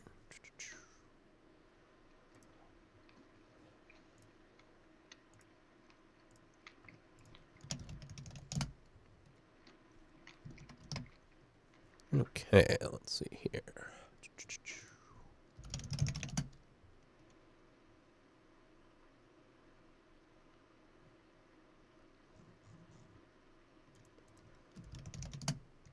Bum, bum, bum. Beautiful. All right, there we are. All right, ready to go, sir? Yes. The first one I'll have an answer for. The second one is just feedback. There's nothing to be answered. Okay, easy peasy. Let me make sure we're right here. Recording. Yep. And that brings us to this week's feedback, where we check in with all the awesome things you've sent us. First up this week, we've got something from Jason. Let's see here. Hello. I was wondering if anyone can help me. I'm trying to set up a VPN server on my Raspberry Pi 3 that is running Open Media Vault. I have the VPN set up and configured, hey, good start, but I cannot access other PCs on the network, or my files that I've shared via Samba on the Open Media Vault. I have access to the web GUI for Open Media Vault, but nothing else. How do I configure it so that I can access the other devices and drives on the network? Hey, I can understand that. It's pretty hard to use a VPN if you, can't talk to it. So, you said you had an answer here, Mr. Dan. Let's help Jason out. I do. Look at you. Okay. The first thing I thought of is my own VPN, which is OpenVPN. Okay. And with OpenVPN, you want to look for IPv4 local networks. So look for a local network setting. And these are the networks that will be accessible from the remote endpoint. I think that's what you're missing. You have to tell your VPN server that your VPN clients are allowed to reach these particular networks. And until you do that, it won't be able to do that. You don't mention which VPN server you're using, so I can't help you any more than that. I'm just hoping that it is OpenVPN, but even if it isn't, you should have a setting, something like that. Right. I mean, you're right. The VPN server basically needs to be the gateway to your internal network, or whatever network you want to access here. Mm-hmm. Mm-hmm. Okay. On to our next bit of feedback. Okay, this is from Srinath, who writes to us about comments on bank security, or, hey, lack thereof, and some stuff we were talking about with Mesos last week or 2 weeks ago. All right, he writes, "Hi, I'd just like to comment a little bit on these two subjects. Number one, banks. It seems that the listener was worried about the size of the pin on his bank card, but that's not so insecure as we might think. First, we have to understand that usually you are identifying yourself using the card's number and not your name/email or something that could be easily retrieved over the internet. Second, banks have a stringent policy related to the number of PIN attempts. Usually after 3 to 5 attempts, the card account will be blocked and you'll have to call to unlock it or even get a whole new card. Sometimes I've seen that you'll have to get a repin sometimes as well. So yeah. Also, most card/bank frauds happen using other methods, as you guys have been covering over and over again. Lastly, if they'd enforce stronger pins, there would be a cost associated with support calls, which I believe they are not willing to take, right? Yeah, sure. People are not great with passwords, long numbers, that kind of thing. It all comes down to the risk analysis done by the bank, and they are not worried about you. They are worried about themselves. I mean, yeah, it's a business. You got to make those kinds of things sort of similar. Reminds me of how Amazon doesn't do the verify your CVC on the back of your card because it doesn't make sense for them to do so. All right, back to his feedback here. Number 2, Mesos and similar solutions. He writes in saying, with his understanding, being a data streaming solution, data on Kafka is mostly a temporary cache, or it's being used routed between services, in between services. You have publishers and consumers. They'll be getting data from somewhere and sending that data to somewhere else. If you need to back up data, you probably want to run them on either end. For example, if you were sending data to Hadoop, you'll probably back up your data once it's in Hadoop. Hope this is of any help. Srinath. Awesome. Well, I think that's great feedback. What do you have to say about that one? That was very useful. I'm glad they wrote in with that. I appreciate that as well.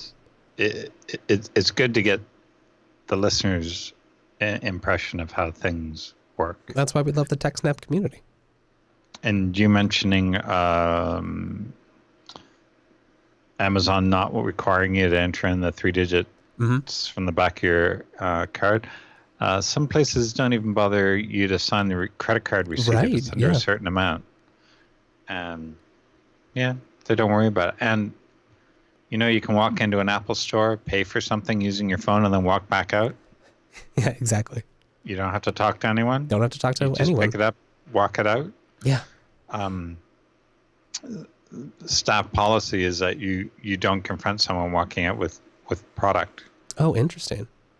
So I'm guessing that the shoplifting rate is very low, and they don't have the big ticket items out. Right. Yeah, exactly. So, again, I think it's just a cost benefit. Yeah, right. And a lot of things like that are especially in the business world of, hey, if it's easier, and especially like with banks, they've gotten pretty good. They have some pretty streamlined operations for detecting fraud. I think we've talked about that a little bit before. They find it pretty quick these days. And not in all cases, right? That's what the show is for, to talk about. But in your like day-to-day things, they'll give you a call to try to verify purchases. It's easier than trying to. Plus, you also have a lot of technical debt and other things where you need, increasing pin length and other systems. It's a lot of complex changes to make where increasing maybe manpower to staff those kinds of things is an easier win. I'm also thinking about I forget it. We'll get back to it. I'll mention it later on. Okay, that sounds good. So, if you liked this feedback, you want to talk to us, send some in. We will read it right here on the show. We'll try to answer our questions. Or, hey, maybe you heard something we said, it was wrong. You had a correction or an update or more information. Write that in too. You can go over to the subreddit, techsnap.reddit.com. You can hit us up on Twitter. There's a lot of options. We love hearing from your feedback. Anything else on this one, Dan? No, thank you. Hey, my pleasure. And with that, we are coming to our final sponsor for this episode, and that is our friends over at IX Systems. Go to ixsystems.com/techsnap, where you will get to go to their ultimate guide to buying a new server for open source. This highlights one of the things I love about IX Systems. But first, what is IX Systems? If you haven't heard about IX Systems, they're the best kept secret in the hardware provider industry. They have custom servers with amazing Intel processors. They're ready to customize them for you. They have an amazing team of sales engineers So if you're like me and maybe you've been working with some of these other vendors, big box stores, big box vendors, you feel more like you're just part of a pipeline. You don't get the personal service. Or, maybe you're talking with the person at your workplace who's responsible for buying new systems, and you're having a beer with them and you're sharing some stories about the horrible support that you're getting, the bad experience. That means you're ripe to be an IX Systems customer. They have talented sales engineers ready to work with you. You might not think your server needs to be custom, but let me tell you, IX System knows, I know, and I think deep down you know that it deserves to be. It doesn't matter if your job is small, large, IX Systems has seen it all. And as you can see here, they've got this awesome white paper ready to go. It's a great resource to give to higher ups or anyone you know who needs new hardware. They're involved with open source or, even proprietary. That's just fine. IX System knows how to make it all work. They're experts. They'll help you set up FreeBSD. They'll install Linux, Windows if you need it, whatever it takes. They've been there. They've done it. Go on over ixsystems.com/TechSnap. You can see some of their great things. They are the people responsible for FreeNAS, which, hey, if you watch this show, we love. But if you need bigger things, maybe you're NASA or VMware, Symantec, GM, one of these guys, then you're looking at something like this, the TrueNAS, or even the TrueRack. I love looking at it. I wish I had space in my house to have a nice rack like that. Just get them to deliver a TrueRack. Can have all the storage I would ever need. Or, hey, you want to just keep up to date? IX Systems does some great work with the community. Going over to their blog, they always have something interesting. Like, look at this. TrueNAS provides lower total cost of ownership than software-defined storage. You can see that the people at IX, they really stay current with what's going on, right? So look, they now have an S3 backup option. It's cloud-friendly. It's open-source friendly. Don't waste any more time working with hardware vendors that aren't ready to treat you like you deserve. Go on over to ixsystems.com/TechSnap. That lets them know that you appreciate them supporting us, this show, and the network. ixsystems.com/TechSnap. All right, and that wraps up the feedback. Yay! Cool. Awesome. All right, let me get this ready, close out these tabs, and we will get into the roundup.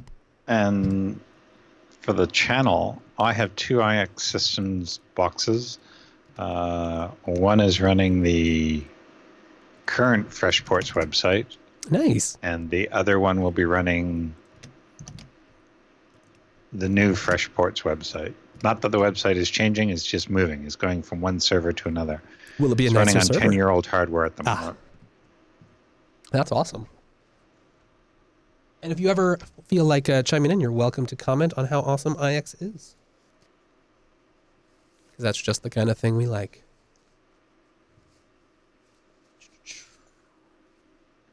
All right. Boom, boom.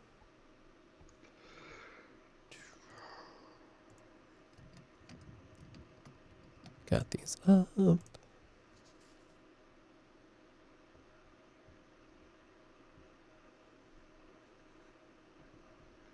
My current watch will show me UTC when I look at it. Hey. I find that useful when looking at logs. Yeah, right? That's helpful. I wish it showed UTC in 24 hours, though. It doesn't.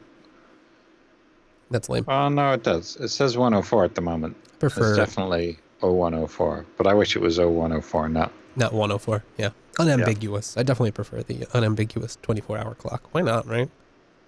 It's just simpler. It's like people who use local time on their servers. What are you doing? Let me scroll down to see this question that just came in on my watch. Billy, I use, at the moment, everything gets logged internally in the jail and the host, and then some of it gets sent over to a central server. Oh. And logged there with pretty graphs and stuff. And I'm doing that with Elasticsearch. Oh, that's awesome. And something else. It's their Elasticsearch. It's Elk. Elasticsearch, Logstash and Kibana. And Kibana. Yeah. I'm looking at deploying some more Elasticsearch pretty soon as well, so we'll have to talk more about that. It's just the typical syslogd, and then it gets sent I think I'm using Logstash Forwarder, which is now deprecated. I think Yeah, there's what a did new they tool call to it use. now? I'm just not using it yet. I have failed to ban on one host Oh, that it's has a lot of FileBeat. jail. FileBeat is the new name for that. BioBeat? FileBeat. FileBeat. Yeah. Beat? Yeah, like file and BEAT is an open source file harvester mostly used to fetch log files and feed them to Logstash. I'll have to, eventually one day, I'll have to start using it. Yeah. But you're liking it? It works well for you? Yeah, I haven't looked at it lately. Okay. I tend to look at it when I see someone's hit the website rather hard. Right. And then you have all that information right there ready to go. Mm-hmm. That's awesome. It's all logged. Logs are the best. Okay. We're ready to go. Here we go, here we go, here we go. And with that, it's now time for our Rockin' Roundup. What do you got for us this week, Master of the Roundup, Dan? Well, today we have an article on Slashdot. We've got a lot on Slashdot today. Hey, thank you, Slashdot. 3. I think we had 2 before, so I think this is more Slashdot in this one episode than we've ever had in any of our previous 6 episodes. The Slashdot record. Yeah. So, an anonymous reader writes, for the second time in 3 months, Google engineers have discovered a bug in the Windows OS without Microsoft having released a fix before Google's announcement, reports Bleeping Computer. So, in effect, what's happened here is Google has announced or found a bug, told Microsoft about it, but then Microsoft haven't released it.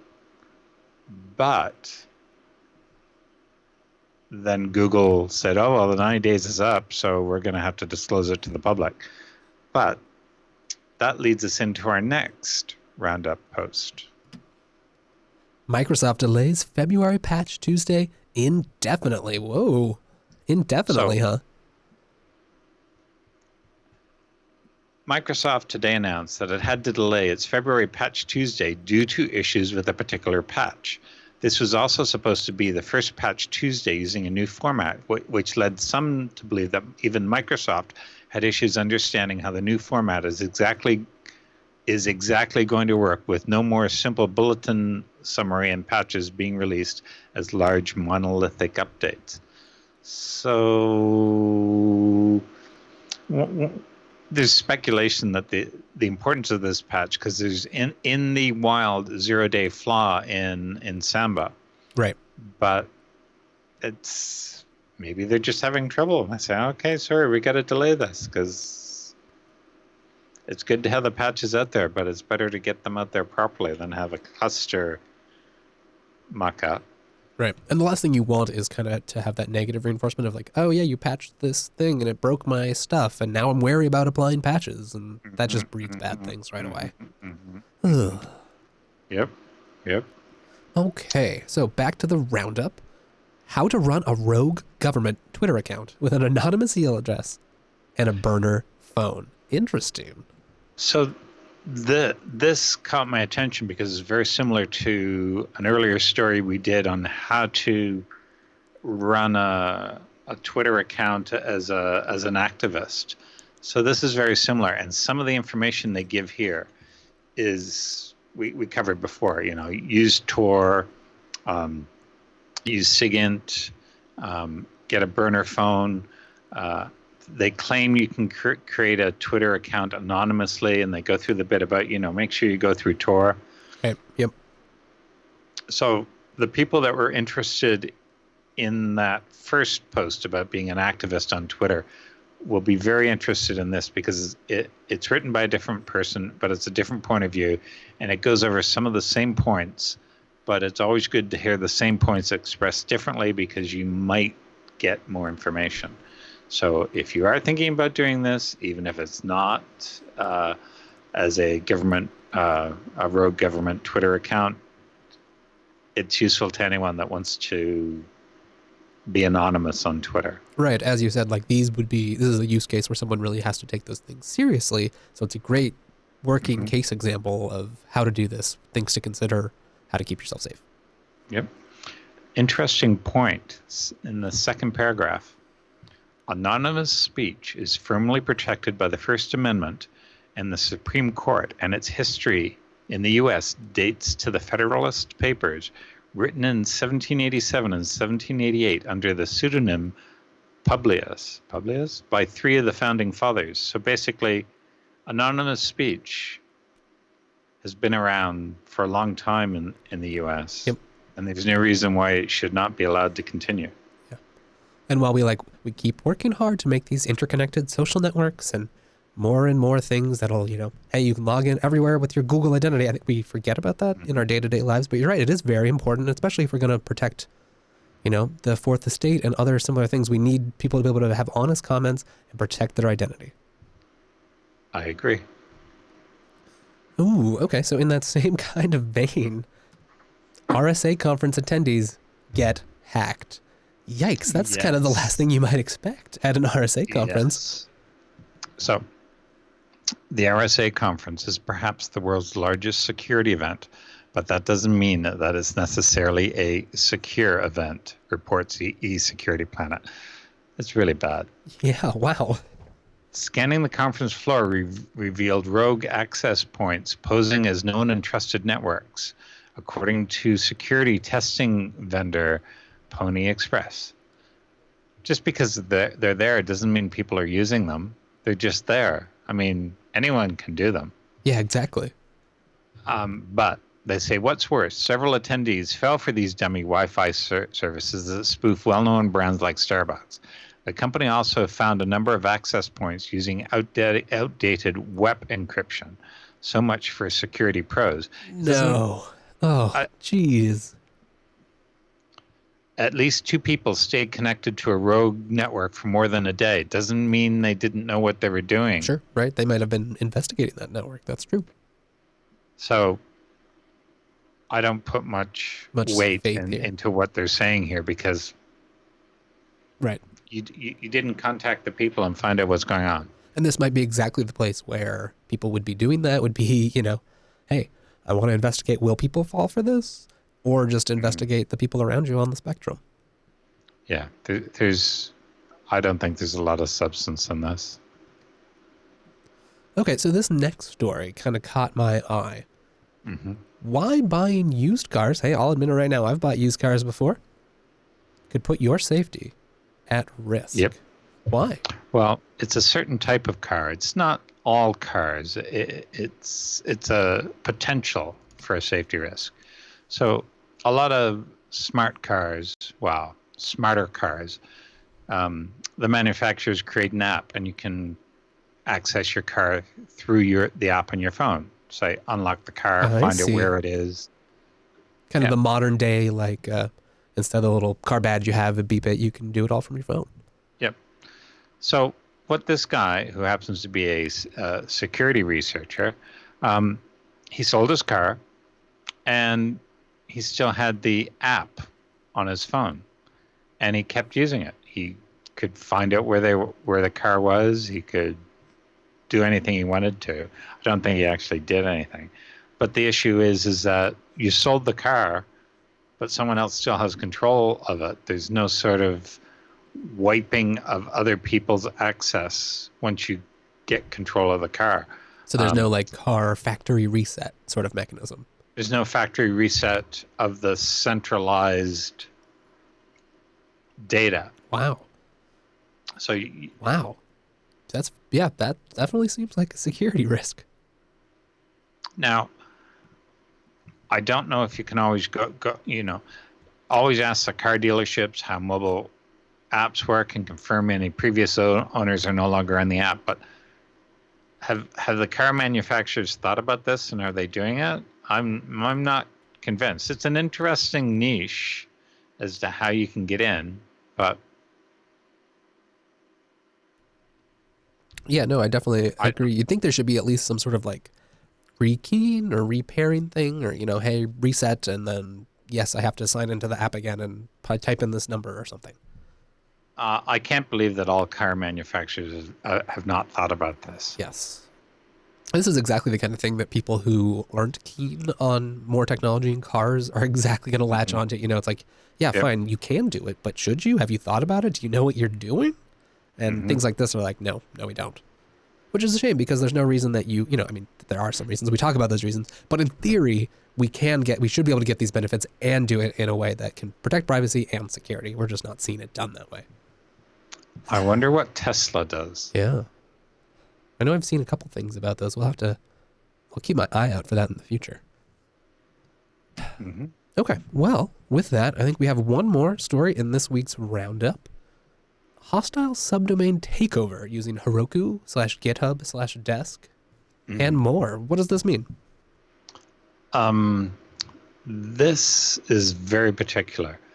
It's if you have a subdomain that you've farmed out to, say, a third-party provider such as Heroku, GitHub, Bitbucket, and you've used it for a while. So you have you have a domain name or host name pointing at someone else's IP address. Then you stop using it, and then someone finds it and takes it over. And it doesn't seem to be very difficult to take it over. All you do is you sign up for the service and say, hey, listen, I'm using this. And it's already with them, so they say, oh, okay, go ahead. And you just update the IP addresses. Well, you can't update the IP addresses because it's someone else's DNS service. But yeah, that's basically how it works. Wow. So they say there are 3 things that make this scenario dangerous. It's really easy. You sign up for a new account and claim the domain. That's it, you're done. 2, it's completely hidden. You as the domain name owner have no idea that it's going on. Right, you're not contacted at all. It's just DNS entries pointing at some service somewhere else. Wow. There's no traces left for the domain owner because none of the traffic enters your control whatsoever. It's all on someone else's IP address. And they say that they claim that the service provider is unlikely to be able to fix this in a reasonable way. So now they go through a scenario. A domain owner points their wildcard DNS entry to a third-party provider. They forget to add the wildcard entry to their third-party provider app. The attacker can now claim any subdomain they want from the domain owner, so they can make anything they want. Wow. A domain owner will be unaware of the subdomain being exploited. Yikes. You've just taken it over for all intents and purposes there, at least to the end user's perspective. And so the recommendation is audit your DNS, looking for stuff that's no longer in use, and set up your external service so it fully listens to your wildcard DNS. Right. And anytime you hear you're like delegating responsibility to others, that's always opportunity for a leak or a loophole or exactly like this. Yep.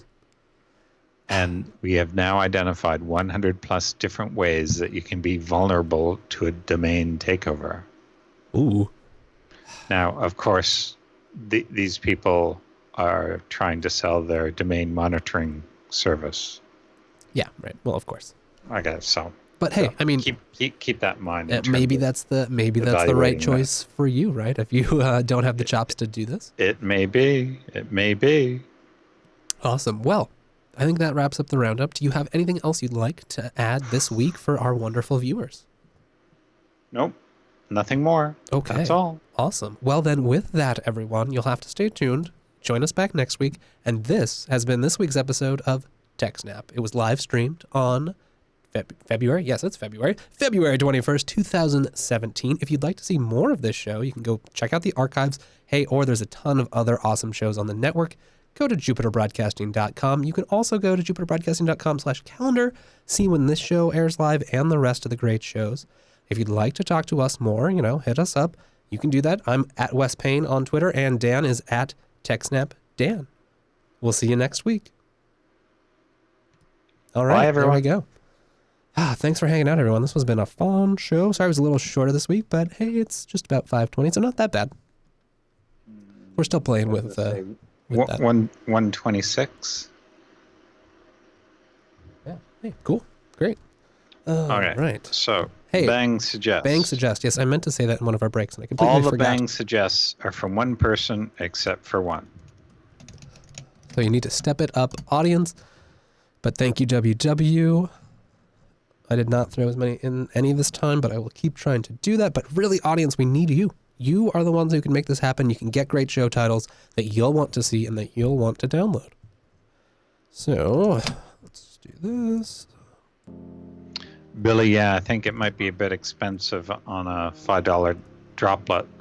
I would put it on a $5 droplet and see what happens. Yeah. What's the worst that's going to happen? There's a lot of Java running there, so you may at the very least need to do some tuning of the JVM to make sure that you don't allocate too much memory or that sort of stuff, especially on the lowest end. But I think, anything $10 and up there, you'll get a gig at least, so you should be fine. And of course, it depends on the load and what you're actually doing and all those fun things. But I've run at least Elasticsearch on pretty bare minimum. I don't think about the $5 one, but pretty bare minimal VMs, and it worked just fine.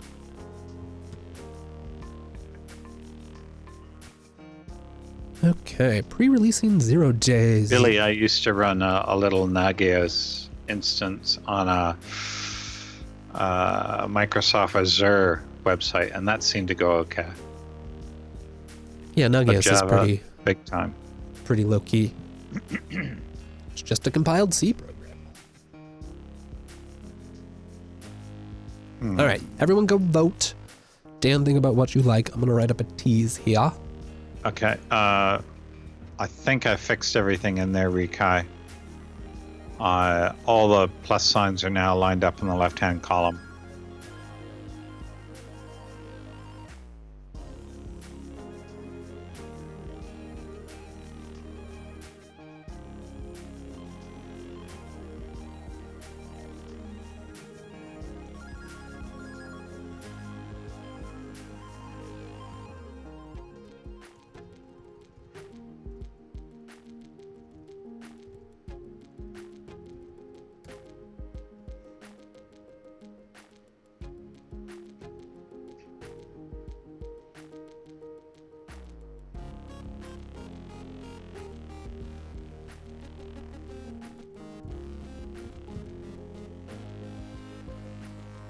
People in the channel, what's on the screen right now? Let's see here. Oh, on the screen I just have the suggestions, but I can put you there. Yeah, fair enough.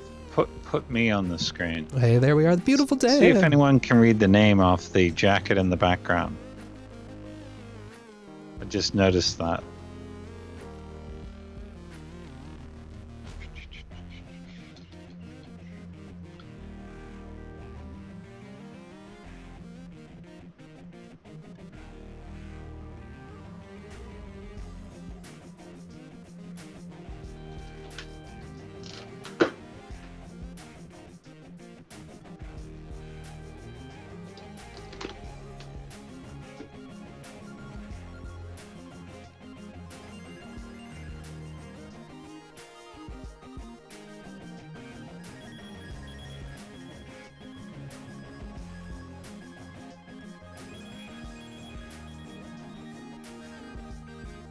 Yeah, it is kind of blurry. It's all focused in on me.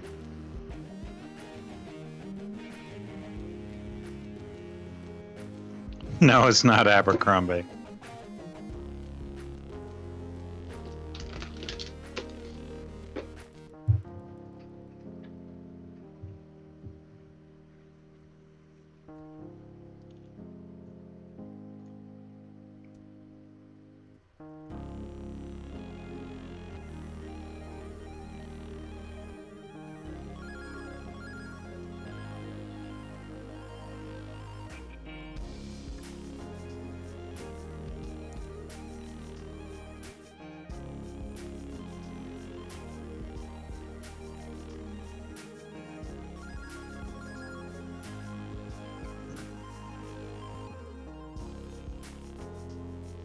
I know when I was reading one of the Excuse me. things about the WordPress stuff, reading someone else's article about it, they screwed up a bunch of words. They said instead of 0 day, they said 0 data, and something else like that, all within the same sentence. And I knew that if I was going to wind up reading that, I would read the wrong words instead of what they meant to have in there. So somehow I wound up skipping it entirely.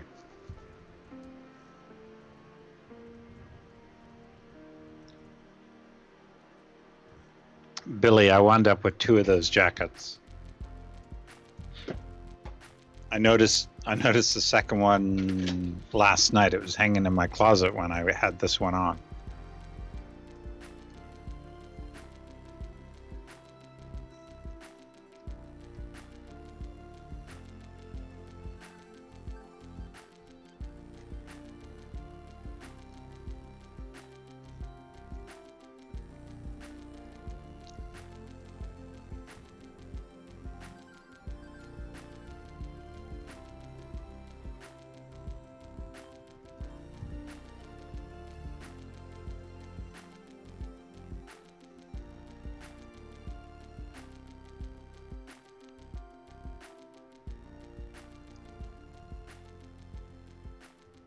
Why is it 0 day betas? I don't get the betas bit.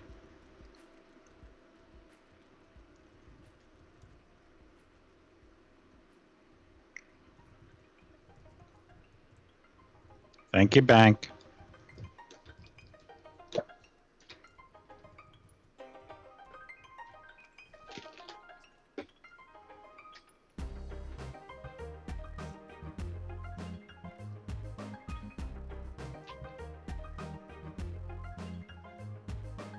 Billy, who's playing?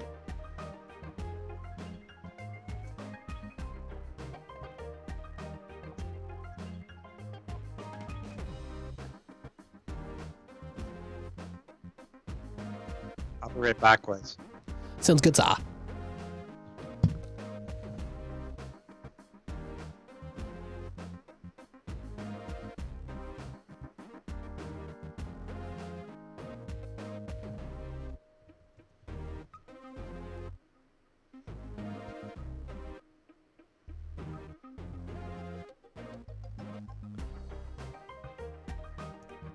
Yeah, not a bad idea. Pre-releasing 0 days. That seems like a likely topic choice. Thank you, Mr. Rikai.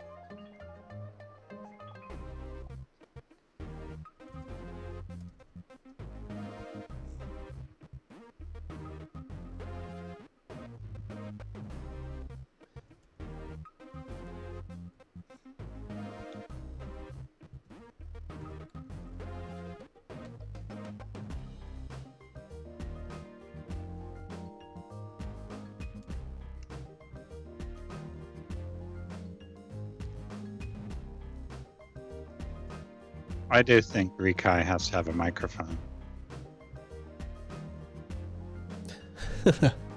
He knows all things.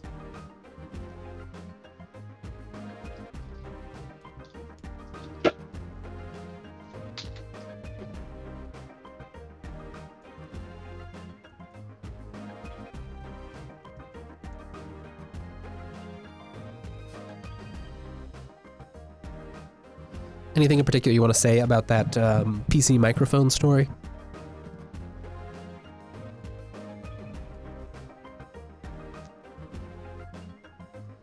In terms of just for the summary? For the tease, yeah. Or if you just had anything to say about it. If not, that's fine. Hackers listen to your laptop, listen to you through your laptop. Yeah, I like that.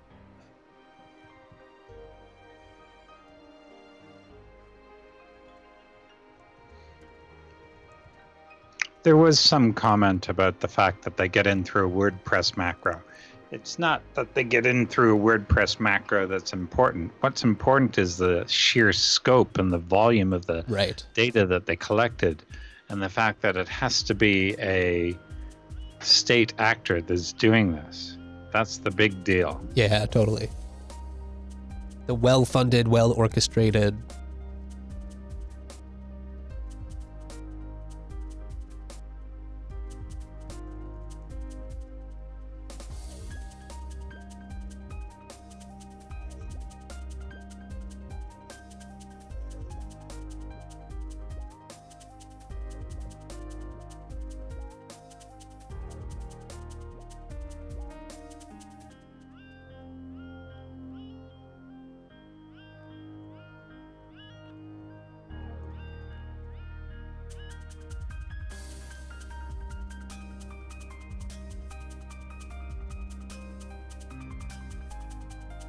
All right.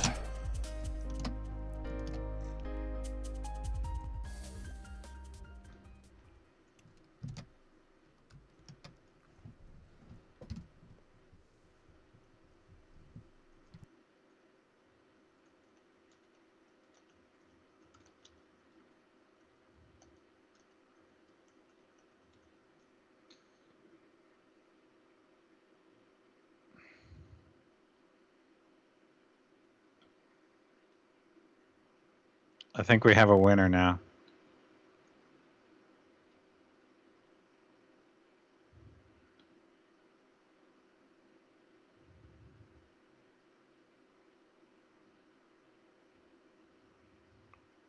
Oh, nice. Hey, look at that. All right, 0-day betas looks like the winner. Is that what you're referring to? State-sponsored audio files. Oh, hey, I like that. Yeah, that's great. All right, no JDE. We're just wrapping up this show, so we'll be switching over to reruns in a second. First, I've got to do some more things, a little bit more work left, and then we'll have latest JB reruns. Yep. Right now, you get Dan's beautiful face. I don't think it's a phony story. I think it actually happened. I have no doubt it happened. They did talk about a bit rate during the post. I think we'd have to look that up.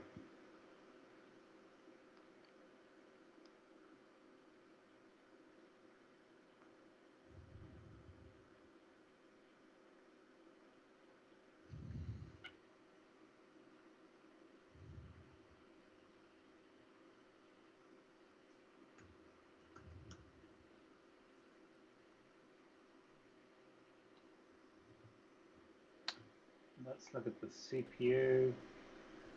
CPU on the MacBook Air is only doing about 79% running Skype. Yeah, I thought it went much better. There's one little bit, but I think that was just one little hiccup at the start, but I think that was entirely bandwidth there. Maybe it was on your end, but it was very much short-lived. So I think seemed like a success. All right, so we'll keep doing that with this thing over here. I like that. All right, I'm going to record a couple of these, and I'll mute you on my end, and then we'll be done. Okay.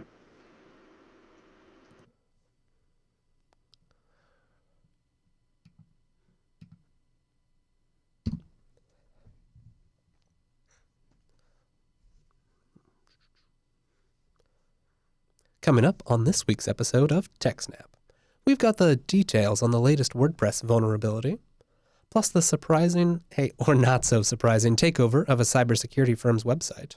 And watch out, hackers may be using your PC microphone to steal your data. Then we've got your great feedback. No, do it again. Do it again. All right. Coming up on this week's episode of TechSnap, we've got the latest details. Latest. Coming up on this week's episode of TechSnap, we've got the details of the latest WordPress vulnerability. See, now I just need to take a break. This is fun. Live on air.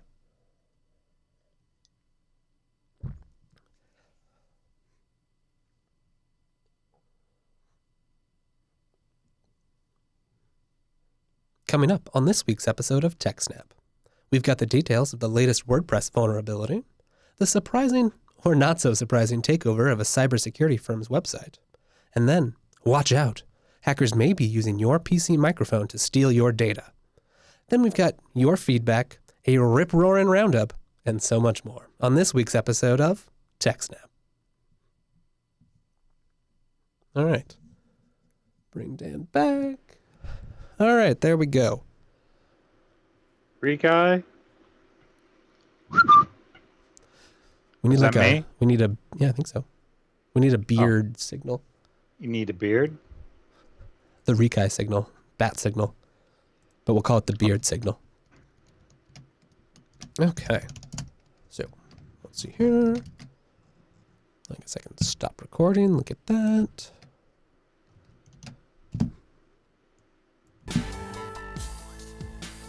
Some music back going.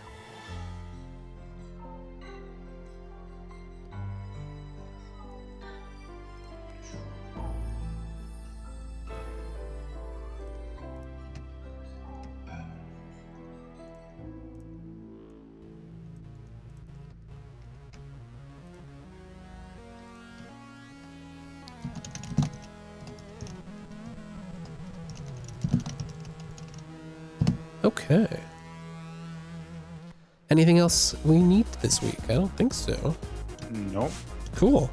Awesome. Well, thank you, as always, for joining us. This has been a lot of fun.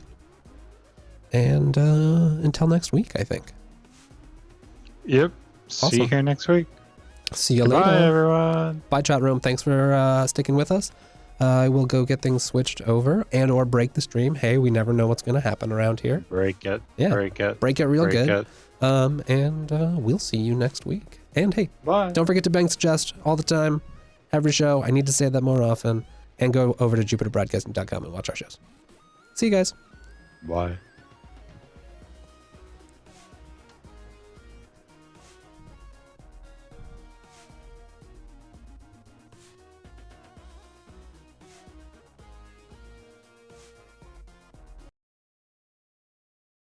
Unix admins, right? On Windows, if something goes wrong, you just reboot and lose any chance of figuring out what happened or what being able to examine the state of the system, right? On Unix, something goes wrong, you look at it and try to figure it out and stop it from ever happening again. You don't just reboot and hope it doesn't come back for a month. No, please debug it. And you see this like, again and again. We see this with many different kinds of systems, and we see the problems that we have found that are the most pernicious in production are in systems that have had an error, a programmatic error that they have attempted to eat, but that programmatic error has had widespread symptoms, and they end up in a failure mode that's much more difficult to debug. And because the reality is that a system that's failing fatally is a relatively easier